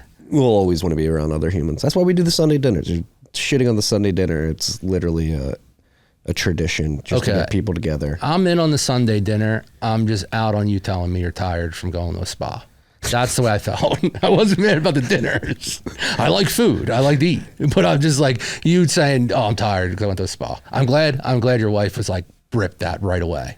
She snatched that one back. I was like, thank God someone snatched that one back. You're making it seem like I was just like at a spa the whole time. I was at a spa for an hour during a 3-day trip. I'd like to see some receipts of what was done there. You can go ask. There's some people who are there outside this window. We'll ask them tomorrow when we launch this website, because this is the. I mean, we're in. I'm in. I'm here. I ain't going anywhere. I live here now until we're big, minimum. We're gonna be big. I think it's going to be big. I think there's going to be the timing of this is going to be perfect because we're relaunching the site, new strategy. We're gonna have a shit ton of really good content on the site. Obviously, we have the Mesh tools integrated. That's going to drive a lot of interaction and allow you guys who read the stuff and listen to this podcast to really have a fun experience on the website. and then contribute to the show if you want to the media company. Thank you for contributing. But then the timing of all this, you have like the fake BlackRock ETF approval announcement today. Like the price is going to do what it has done historically. Inflation's going to keep doing what it's doing. Looks like World War III is about to break out, and people are desperate for an answer to these systemic issues that exist in the world. And like I told you day one, Bitcoin solves a lot of these things. You fix the money, I think you fix the world. Like the timing of launching this now, before we get into the bull market, the show, we've seen this historically since we launched in 2017. We got a lot of people listening right away because we were in the middle of a bull market. Bear market comes, you drop down a little bit, plateau. Next bull market comes, you overshoot the last one. It like follows the Bitcoin price chart. Like we're setting up with this relaunch of the site and the show, just keep doing what we've been doing. I'm very excited for the next bull market because I think we're going to see a lot of people coming, particularly learn about Bitcoin and inflation. They'll come to TFTC. We're going to get our SEO right. And we're going to get everything right. We're going to get everything right because this is, like I said, Uncle Lou's getting old. He can't keep doing this forever. I can't be doing this when I'm 60. My goal is to help you make this your last one, and then we can go chill. Thank God. Then we can go chill. Where are we going to chill? Monaco? You're pumping Monaco to my dude, wife I yesterday. can't. I love it, but I can't go. Dude, that's too much You fun. got my wife all bulled up on Monaco. We can go, but I can only go for a few days. I have too much fun. It's too much fun. I'm going to go to F1. It's too much. We can go, but that's too much fun. I've been there. It's too much fun. It's fun. Like, that's a place where, you know what, we can go and you can hold my wallet. Okay. That's how I'll do it. We'll go, but you hold my wallet and when I'm like, I need this for the casino, you'd be like, no. And I'll be like, all right, that's the move. Well, you haven't been betting. Yeah, I don't do it anymore. I mean, I'm in on building this thing. I'm in on building now. There's parts of my life where I'm like, all right, I know I got to build. I know that there's a part where everything in the world's fucked. Let's just, if we don't build, you're going to get screwed. And this is definitely the most fucked it's ever been. Yeah. Like I knew it was fucked. I knew college was fucked. That's why I like didn't really want to go. But this is the most fucked it's going to be, and it's not getting better. Yeah, we were talking about it, I think it was 2 weeks ago when you were driving me home. Like, yeah, you mentioned it. It's like, we talk about it a lot this show, and I love using you as a barometer for like people outside of Bitcoin, how they view the world, and don't obsess about like the macroeconomic landscape, inflation, monetary policy. But you said something that is really sad, and I've been opining on it for years. There's like people like literally can't afford to have kids. Like you're like telling your friends like don't have, like how are you gonna have kids? Like you can't. How can you? You can. I think you can. But it's just very hard. You can, but how is anyone living off of? Like, how is anyone living off of their 9 to 5 job? I don't know how people do it. Like, I don't know how. Like, I don't have kids, so I don't gotta worry about it. You have multiple income streams. How do people live off of just like the 9 to 5? And guess what? The people I meet that are outside of Bitcoin, and I think they get it, but they don't get the real ramifications of like, there is no answer besides this. Like that's the thing. If Bitcoin's not the answer, there is no answer. That's it. It's Bitcoin. But that's what I'm saying. There is no other answer. If this is not the answer, if it doesn't exist right now and we're in this environment, what's the answer? No one has one. We just all go broke. The government just prints more money. But that means we go broke. Yeah. We're going broke. Yeah. Can't keep printing unlimited money. Doesn't work like that. It doesn't work like that. Everyone sees it now. Like we said, we were in the car. I was like, we didn't see the videos of people being like, I can't afford my grocery bill 3 years ago. Yeah. It's everywhere on Twitter now. It didn't exist 3 years ago. Yeah. Like I know everything's more expensive. I just know I don't have kids or like I don't got to worry about myself. So I don't really worry about it. But I couldn't imagine if I had like a family to feed, what I would do. Because it's not going to get better anytime soon. Yeah. It's pretty heavy. It's scary. It's really scary. If people aren't scared, then they're just not, if they're not scared, they just don't want to think about it. It's like one of those things where like you're in like cognitive a bad dissonance. Yeah, you're like in a bad marriage and like I'm staying in the marriage for just because I've been married for so long. It's like, no, it's not going to get any better. This isn't going to get better. We ain't getting, the government's not going to fix this problem. There's no doubt about it. Truth for the commoner. That's the goal of the website and the show, is like get that message through to people. That message, number one, overall, yes, Bitcoin, but first of all, do not look at the government to solve your problems. They created all of these problems. Yeah, I mean, the bearded guy who did that song, like that was the first, like I was like, oh, that's a wake, like people are really starting to wake up to this thing. Yeah, Oliver Anthony, I think it's his name. It's like, okay, that's a wake up call. Like this isn't getting, they ain't fixing this thing for you. I know. It's just like, I don't know how bad does that have to get that people realize that it's bad. Really bad? I mean, it is pretty bad already. It's bad, but are we going to have to get, like, I hope we don't, knock on wood, are we going to have to get to like soup kitchen type things before it's like really, people really wake up and they're like, okay, this is not, we need to either. Yeah, the bread lines. Yeah, we either learn about Bitcoin and learn how this can actually probably work, or we're just screwed. Everyone's screwed. Everyone's screwed now. But I don't think most people think about it. I just don't. I don't think anyone thinks about it. Well, I know you're punning me or shitting on me for being a VC, but that's, again, the vision, looking forward, taking everything you just said into consideration, knowing that people have not fully woken up yet, but these problems are going to persist. They're going to get worse. They need a solution. I mean, that's what we do at 1031. That's what we do at TFTC, 1031.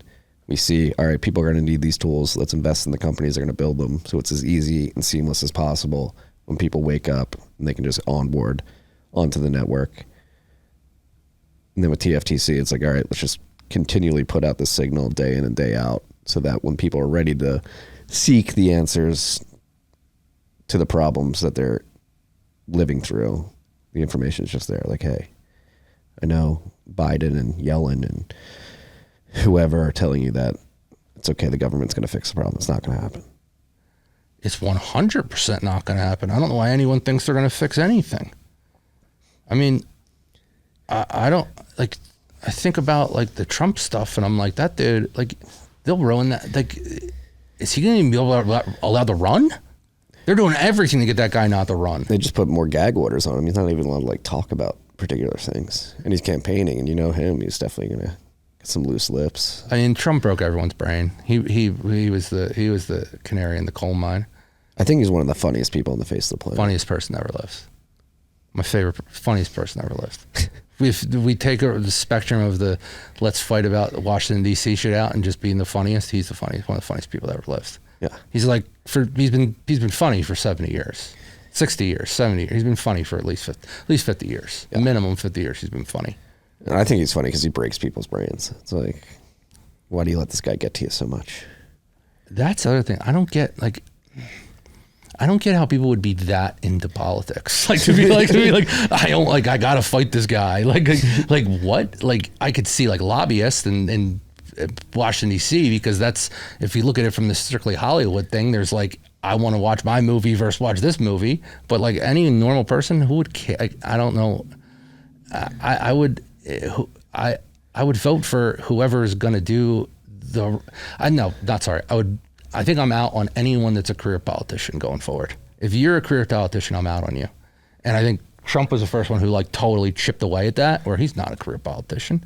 And I think that's just that. If we're ever going to fix the world, Bitcoin, and to really fix it, there can't be any more career politicians ever. They got to just go away. Every 4 years, maybe we do like an 8-year term limit. Just like get out of here. Get out of here. You can't be in this thing forever. Why are you still here? I mean, Dianne Feinstein was literally. We couldn't even say yes. Bro, someone tweeted the other day, Joe Biden was closer to the fucking Abraham Lincoln inauguration when he was born than his own inauguration. It's like, that's how old he is. Yeah. Yeah. He was closer than the Abraham Lincoln. I don't know if the tweet's true. I saw it on Twitter. That he's closer to the Abraham Lincoln inauguration than he was to his own. It's too old. When was Abraham Lincoln inaugurated? 1850s? When was he inaugurated? 1850? Could someone tell me this? He's Googling right now. We got Googling. No, it had to be later than that. That'd be 80s. When was he born? When was Joe Biden born? And when was Abraham Lincoln inaugurated? Because if that's true, it's like, dude, what are we doing? Why are these people like? Yeah, that's like the dinosaur stat. We live closer to the T-Rex, and the T-Rex lived to like the Bronchiosaurus or something. I'm butchering the actual dinosaurs. I saw someone tweet that, and I hearted it, and I was like, if this is true, this is the wildest thing ever. Why is this dude our president? He has no... He can't even speak. He can't speak. He can't walk. We don't know if he's he's pretty corrupt. He's pretty corrupt. Can't speak. Can't walk. Can't walk. It's like... But then you have those people. Those are the people making rules about the internet. Like, in the next level of the internet, they don't even know how to use a phone. They literally... I don't think they know how to use... They can't even speak. Like if you... Are we right or are we wrong? It's pretty close. It's like... I just calculated the years, but it's like almost the same. It's like right there? Yeah, it's like right in the middle. Yeah. Close enough. Close enough. That he shouldn't be he was born close to the inauguration, or like right around that he got inaugurated. That Abraham Lincoln. Well, he was closer to Lincoln's inauguration. He was born than his inauguration after being born. Yes. Yeah. Yes. It's pretty close. If it's even close, that's a little bit of a sign. Yeah. That this guy should not be president. And then it's like, oh, we're going to run him out of here for 4 more years? Get out of here, man. I don't think he's going to make it. No. I don't think he's going to make it to like the next election cycle. Like, he looks like he's, I mean, I don't want to speak uncouthly about the president, but he's not looking good. You can speak uncouthly about him. These people are morons, dude. Yeah, they're evil too. They're morons too. Like, I don't like to think anyone's evil, but I just don't know if anyone is like it's not a job anymore that anyone is like proud to have. It's like, just like, oh, I just went in like, would you really go into politics if you were smart? No. No. Like, no, the answer is 100% no. Yeah. So like, you're really going to tell me that people in like their 30s and 40s, like I would say, she's an idiot. I'd say it. She's not smart. Like, would I really want her to run the country? Like, there's nobody that like has like any like, oh, but then you have people that come out of nowhere and that like Trump, like that's what we need. You need more people like Trump that like actually did something with their life and then just got into it later. That's the only way we're going to ever have it. Yeah. Politics is going to come back in a way that makes sense. I think we just need to dissolve the federal government, push it back to the states. Just let the states make their own decisions. But if the states make it, Philadelphia's dead. Right? I don't know. Maybe Western Pennsylvania could save the state. Maybe. Western Pennsylvania, I mean, as soon as you get to Lancaster, everything else, maybe minus Pittsburgh, is pretty red in Pennsylvania. Yeah.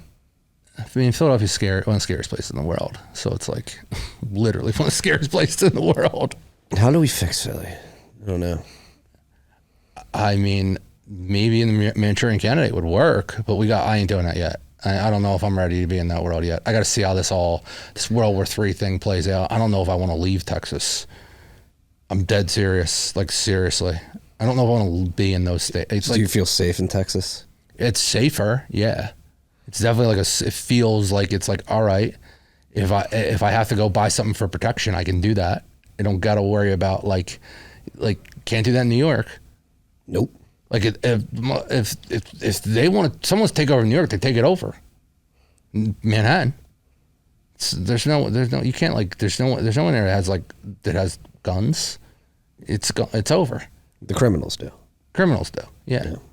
Gun control doesn't work. Criminals are always going to criminal. They're always going to get their guns. So like that's why I'm like, I don't know if it's savable. I mean, you look at the videos, like San Francisco looks like a fucking third world country. Yeah, so does the Frankfurt L. But that always did, though. Yeah. It always did. Even when I was growing up. But now it feels like it's more like getting worse, where it's like, all right, we don't even have time to police all this stuff because it's so bad. Yeah. And we're not hiring the police. ACAB as a policy has not been good. No, I never understood the get rid of the police thing. Like, that's crazy. Like, what are you going to do if there's no police? You going to police yourself? Like, no. Like, no one's going to do that. No, you're going to send in mental health workers to de-escalate the situation. No, that ain't going to work either. Like, none of this shit works, dude. None of this works. It's like, we live in I don't remember they live in the weirdest time. Everyone probably thinks that, but like, this gotta be the wildest time since World War II. It has to be. We are on the precipice of World War III. There's no doubt about it. It's literally like at their doorsteps. I saw a tweet today that they told that the 2,000 troops to get ready. Yeah. What? Yeah. That's the start. I think it started years ago. It'll be like It was COVID. future history. COVID was the start future of it. history Okay. books will be like, yeah, World War III actually started in 2020 and we're 2022. Ukraine, Russia, maybe. Who knows? But Yeah, if they can't tie it to COVID. I mean, yeah, maybe it was COVID. COVID was a bioweapon. It's becoming pretty clear. Yeah, I mean, I don't know if like I don't know where this all ends up, but I know nothing is going to end up good. I know, and That's going to end up good. We're going to get through the other side. Yeah, but like, where is everyone being like, we don't want World War III? You don't want war. War is not the answer to anything. Agreed. You don't want it. There's no one that wants war. Especially in this day and age with all the technology. Yes, you don't want war. Like, you just don't want it. Everyone can scream about war from their Twitter, but if war shows up On your doorstep. you pretty ain't going to pissed. want war. You ain't going to want to be in war. Someone that gets their haircut at the Frankfurt and L line, still to this day, still gets his haircut there sometimes. You do not want to be in that situation. No. You do not. Well, that's like going back to the scumbag politicians. You have people like Lindsey Graham out there like, come on, let's go bomb Iran. It's like, he's never going to go. Yeah, you want to bomb Iran. How about you go over there? Yeah. You go look the Ayatollah in the face. Yeah, you go over there. That's also why I just hate old people. It's like, why are they making the decisions? Do you hate all old people? Not all old people, but I hate just politicians. Sorry, that's a bad one. Let me walk that back. So anybody who goes to the Capitol Grill and sits at the bar and drinks some wine and a steak, you hate? No, I don't hate. I don't really hate. I mean, I hate that you're closer to 30 than me, and that's what you do. I wish that's kind of gets a little boring, but like other than Why does that, it get boring? It's nice. We had a good conversation. it's all right, dude. You're 60. You know what? Actually, let me take it. I'm going to walk this back now. I'm going to walk it all back. We need more people who are 30 who think like they're 60. We do. Let those people go around the country. Think like they're 60, but they actually have to be alive for the next 30, 40 years to see what's going to happen. That's actually what we need. So I'm walking it all back. We need that. Right. We actually have to be alive to see what's going to happen with the decisions they make. Because these people making decisions now, they ain't going to be here in 5 years. No. They ain't got It's like the founding fathers. The average age was what, like 28? Yeah, 30? it wasn't like I think it wasn't John Adams like 21 or they're They were very young, yeah. very young. Yeah. So even if you go back in time when it was like everyone lived to be 50 or 60 max, you still had to live half your life in the country. So you better have made some right decisions, because if not, it wasn't going to work out well for you. Yeah. Now it's everyone's 70 and 80. They're not going to be here. They're not going to deal with this. No. So they'll just run up the debt, send us to war, then die. Yeah, but that's what I mean. Why is everyone not just like, whoa, let's not do this. Let's not listen to these old people. I think you're starting to see it bubble up on Twitter. Like, I think Israel stepped back from doing a ground invasion of Gaza because I am not a Middle East expert. I go to Lord Miles for all my Middle East content. I don't know anything about the Middle. I don't even. I'm not an expert on it either. It's too that's too much. I'm for just me. regurgitating what I read online. So it's like, I don't know. We saw this in Syria though in like 2012, 2013 when John Kerry was like, we need to go in there. People got on Twitter like, fuck no, John Kerry, we're not doing this. Yeah, We like need more of that energy. People need to stop being like, war is like this great thing for the world. It's bad because we are a click of a button away from a nuclear war, and then we're all dead.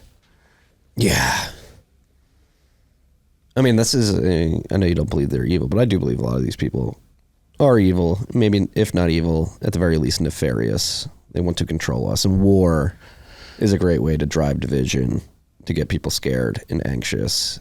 And when they're in that state, you could easily corral them to do things that give you more control over their lives. COVID being a perfect example. That's why I like all this Israel, Palestine stuff, Ukraine, Russia. It's like mind blowing to me. It's like, did you not see what just happened in COVID? Like, they literally just got you all scared and then convinced you to stay in your house for 2 years. Like, they're doing the same thing with war as well. That's why I'm not on Twitter like popping off about this. Like, people that are popping off, they don't know anything they're talking about, because it's like, what is the real point of this? Like, what is the real point of making these two countries go to war and then Americans have to go over there and they're going to die? And what's the point of that? What is the real point of that? It's honestly, that's why I love Alert Miles. We get to see what's really happening in the world. Yeah. Like he'll go in and be like, what's really happening? What's really going down in this world today? Because you can everyone can sit on Twitter from the suburbs of whatever, outside of whatever city they're in and be like, I have this strong stance, I have this strong stance, but it's like, you ain't the ones going in there. You ain't the ones going in there. My stance is don't let anyone die ever, because you don't want that. You wouldn't go. Well, that's where like we'll find out if push comes to shove. If World War III does come, rumblings of drafts and conscription, like, and then there's people with mighty Twitter fingers sitting in the suburbs could get a knock on their door, like, all right, suit up, you're going over there. Then you'll really learn, like, oh shit, maybe I shouldn't have been pushing for this the whole time. That's the ultimate fuck around and find out moment. Yeah. If they're scraping Twitter, like, you talked about you wanted this, you're going in. Right. Yeah, you seem pretty positive about this war. Like, we're going to need you, son. What's the draft age? I don't know, what is it, 18 to 35? I mean, it depends how desperate they are. Like in Ukraine, they're conscripting like 60-year-olds and women. That's what I'm saying, man. Like, you know, could you imagine sitting and being like fucking 40 years old and you're like, I just gotta go? 50 or like 45 because they don't got enough people to go? I'm 32 and I'm like, I got 2 kids, a career, a life. I'm very anti-war. I will, like, if I get drafted, I'll be a draft dodger. I don't know if that's legal to say, but said it. I'm not fighting these old people wars. Yeah, I don't know if anyone really want to do that. I don't know. Could you imagine Gen Z going to war? No, I don't know if people are ready for like what war really is. Yeah, no. People have been completely desensitized to it. There we go. Draft age is 18 to 25, but probably if a war happens, that'll change very quickly. Yeah. Right now it's 18 to 25. That would change in 2 seconds if it was a real serious war. Like, well, like, this has got to be the closest we've ever been to World War III. Maybe the 80s. Again, I don't know the 80s. I don't know I'm not going to sit here and act like I'm a historian. The Cold War, maybe. Cold War, maybe. But other than that, maybe since the Bay of Pigs, that's probably the last time it was like serious, where it's like, oh, they have weapons that could get to America quickly. Yeah, no, I think, I hope not. But I do think if World War III does happen, we'll recognize that it started before today's date, in retrospect. I think if the tweet that's on 2,000 troops is real, we're probably going World War III. I don't think this is ending any other way. Unless Trump gets back and he saves us. Like who else is going to happen? Because Biden and that crew, they ain't stopping this. You think Trump will save us? I think Trump did a lot more than people give him credit for. I agree with that. Abraham Accords, that seemed like an actual move towards peace in the Middle East, which seems like there was never going to be peace there. Yeah. So it's like he did more than people have given him credit for. He's did a lot more and did things that people will not. Now I see a lot of like people that were staunch, like people that are. Chamath came out last week. Chamath said it. That was the one I saw where he was like, yeah, like he's won. Like he said it where he's like, yeah, like I was Democrat the day I died, but at least if I look at it from the lens of like objectivism and don't think about the message and not the messenger. You think about the message and not the messenger. Trump had the right message. He did. But people just didn't. It was delivered very abrasively for many people. Yeah, I think I said that the last time I was on the show. I was like, if someone could come in and do what Trump does, but don't deliver it as abrasively, but like he would win in a landslide instantly. Yeah, instantly, like he would. But I don't know if that's possible. I don't know if that. I mean, if he gets in, he's winning. It's already over. It's done. I'd go to gambling again because he already won. If he's allowed to be president, he's going to be president. But is he allowed? We don't even know if he's allowed. Right. We don't know if like some votes are just going to go away. We don't know anything. But if he's allowed to be president, he's president. It's already happened. I mean, that's a sign that it's really bad if they're literally trying to jail political opponents and yeah, that's prevent them from that's even running in banana the first republic place. shit. That's like we're not. I mean, it sucks to say it. I hope it wasn't going to happen on my watch and my quick trip around this moon. We may see the end, maybe the end of this empire. Like, you know what I mean? Like everything everything ends. This may be the end. I mean, I completely agree. I think again, this is another thing where people will look back and be like, "Oh, the American Empire actually died in 2008 when they bailed out all the banks." But to bring this back to an optimistic tip, to end it on an optimistic note, like I do think Bitcoin is a way out for individuals, and I do think if America were to embrace Bitcoin and foster innovation, like which Mash is providing the world, it could be a way to, yes, recognize that the empire as it has been for 250 years is dead. Own up to it, recognize it, admit it, and then say, all right, we fucked this up, but we have this new opportunity with Bitcoin. We can build an economy around this new monetary system.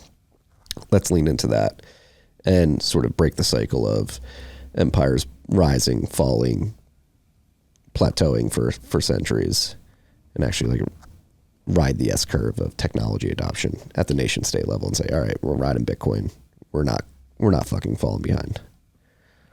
Okay, let's even take about, let's end an optimistic note, because we should. What would you even work on? What would you really work on?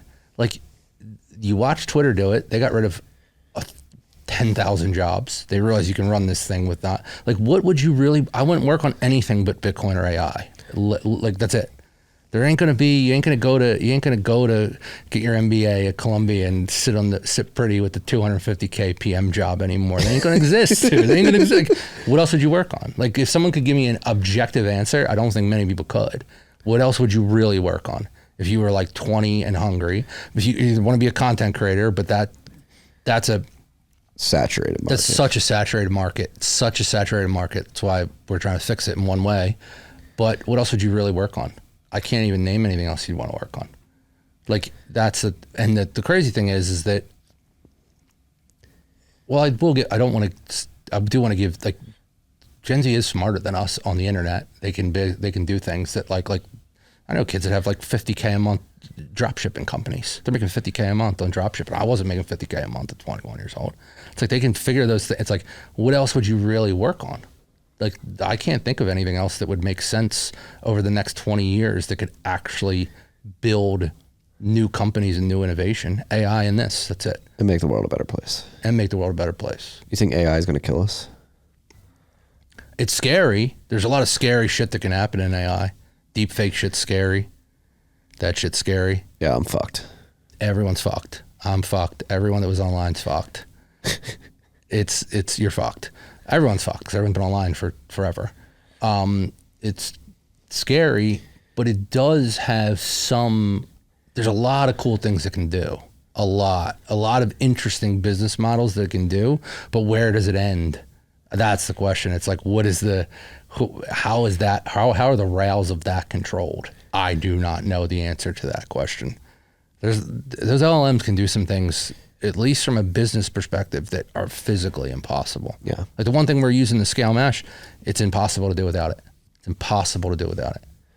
I don't want to, like, because no free ads. I don't want to give companies free advertising, but when it comes to music, I'm like, it's impossible to do. Yeah. It'd be physically impossible. It's like when I found Zapier back in the day. It's impossible. No.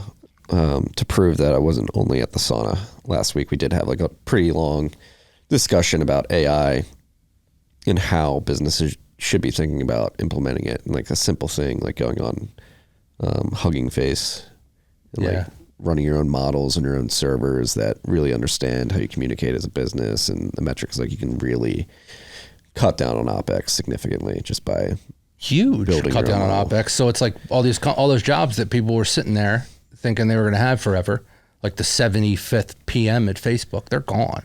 Dude, it's like lawyers, discovery. Like you have a case, you go to discovery, and it's like, oh, here's 10,000 emails. You have 10 lawyers, getting paid $500 an hour to like scour through them to find evidence, like boom, pop it into an LLM, like, oh, it cost me 50 cents and It costs nothing. 30 Costs 30 nothing. seconds. Costs absolutely nothing. Yeah. So yeah, you're right. It's gonna be interesting. We're in an interesting time. Let's see. I hope we don't have to have an emergency World War III podcast, but if not, we'll be at a very interesting place in a year. Are we going to, what if we do have to have an emergency World War III podcast, what are we going to be saying? Don't do it. Don't do it. No war ever. No, there's nothing that's worth what real war really is. Zero. Yeah, dying for the rich men north of Richmond is not an admirable death. No, it's not. It's not worth dying for. It's really not. There's no point of war. It really is not. Like, I don't see it. Just go build shit. Go build cool shit. The world is abundant. We can go to space and get anything we need and bring it back if we want to. If it's like all about, if we're fighting over, like, let's go to space and get what we need and bring it back. We got plenty of land. Plenty of land. You know how big the United States is? I just drove it. Yeah. There's nothing in half. Apparently we have too many people on the planet, though. We need less. There's plenty of spots to put people. Billions of spots to put people. You ever drive across the country? Yeah. Yeah. This place is huge. This is just one country. This place is huge. There's more than enough for everyone to be okay. Yeah. It's just incentivizing the productive class of people to get out there and actually build the stuff that gets them access to that abundance. I don't know how to build like a well or like how to mine oil or mine anything, but I can build internet things. So hopefully that's a start. Yeah. I've learned about it. I know you have. That's why I'm here. You're the guy. We already talked about this. If things ever hit the fan, you're the guy. Yeah. You got it all figured out from top to bottom. You got to be prepared. I'm happy you're here, and I'm happy I'm here, Marty. Everyone go to MASH. I think we ran our course. I think we just talked for 2 hours. Yeah. MASH.com. I hope See you you enjoy guys the new tomorrow. site. Well, if you're listening to this, like you can see the site now. Go interact with it. Put on some reactions, particularly for the content creators that we're syndicating. We're really trying to lean into this model of syndication and trying to help creators monetize outside of the walled garden platforms like Substack and Twitter. And then provide you guys, like Uncle Marty's curating all this stuff, try to get you the signal, get you the truth for the commoner, the content that's going to help you understand what's going on in this crazy world and where I believe the signal is, to give you actionable advice and prepare you with knowledge to go out and understand the world better. Let's hope it works. Or if it doesn't work, we won't be releasing the podcast. If it doesn't work, I'm kidding. if it doesn't work, you'll be mayor of Philadelphia. I'll be behind you and we'll be running shit. God, that sounds so cool. Like 5 years ago. Now I'm like, I want nothing to do with politics, dude. The more you see these people, it's like, this is miserable. Yeah, it is. That's why I was happy you were going to be the front man. I was just going to be behind the scenes. It's a good deal for me. Yeah, maybe we got to rethink the deal. Seemed like a bad deal for me the more that I watch this thing go down. Yeah, you're going to have to like get in, like it's shooting in the city. You have to like drive and like show face and be like, oh, everybody calm down. Yeah, I had like a different vision. I had me like standing at like Eagles games, like waving a tail. But that's probably not it. The new mayor. All right. All right. We're working together again. For real this time. I mean, we're working for real Barstool too. Yeah, but we didn't own it. We own this one. Yeah. We can do this. This is ours. Yeah. All right. Peace and love, freaks. Tiki.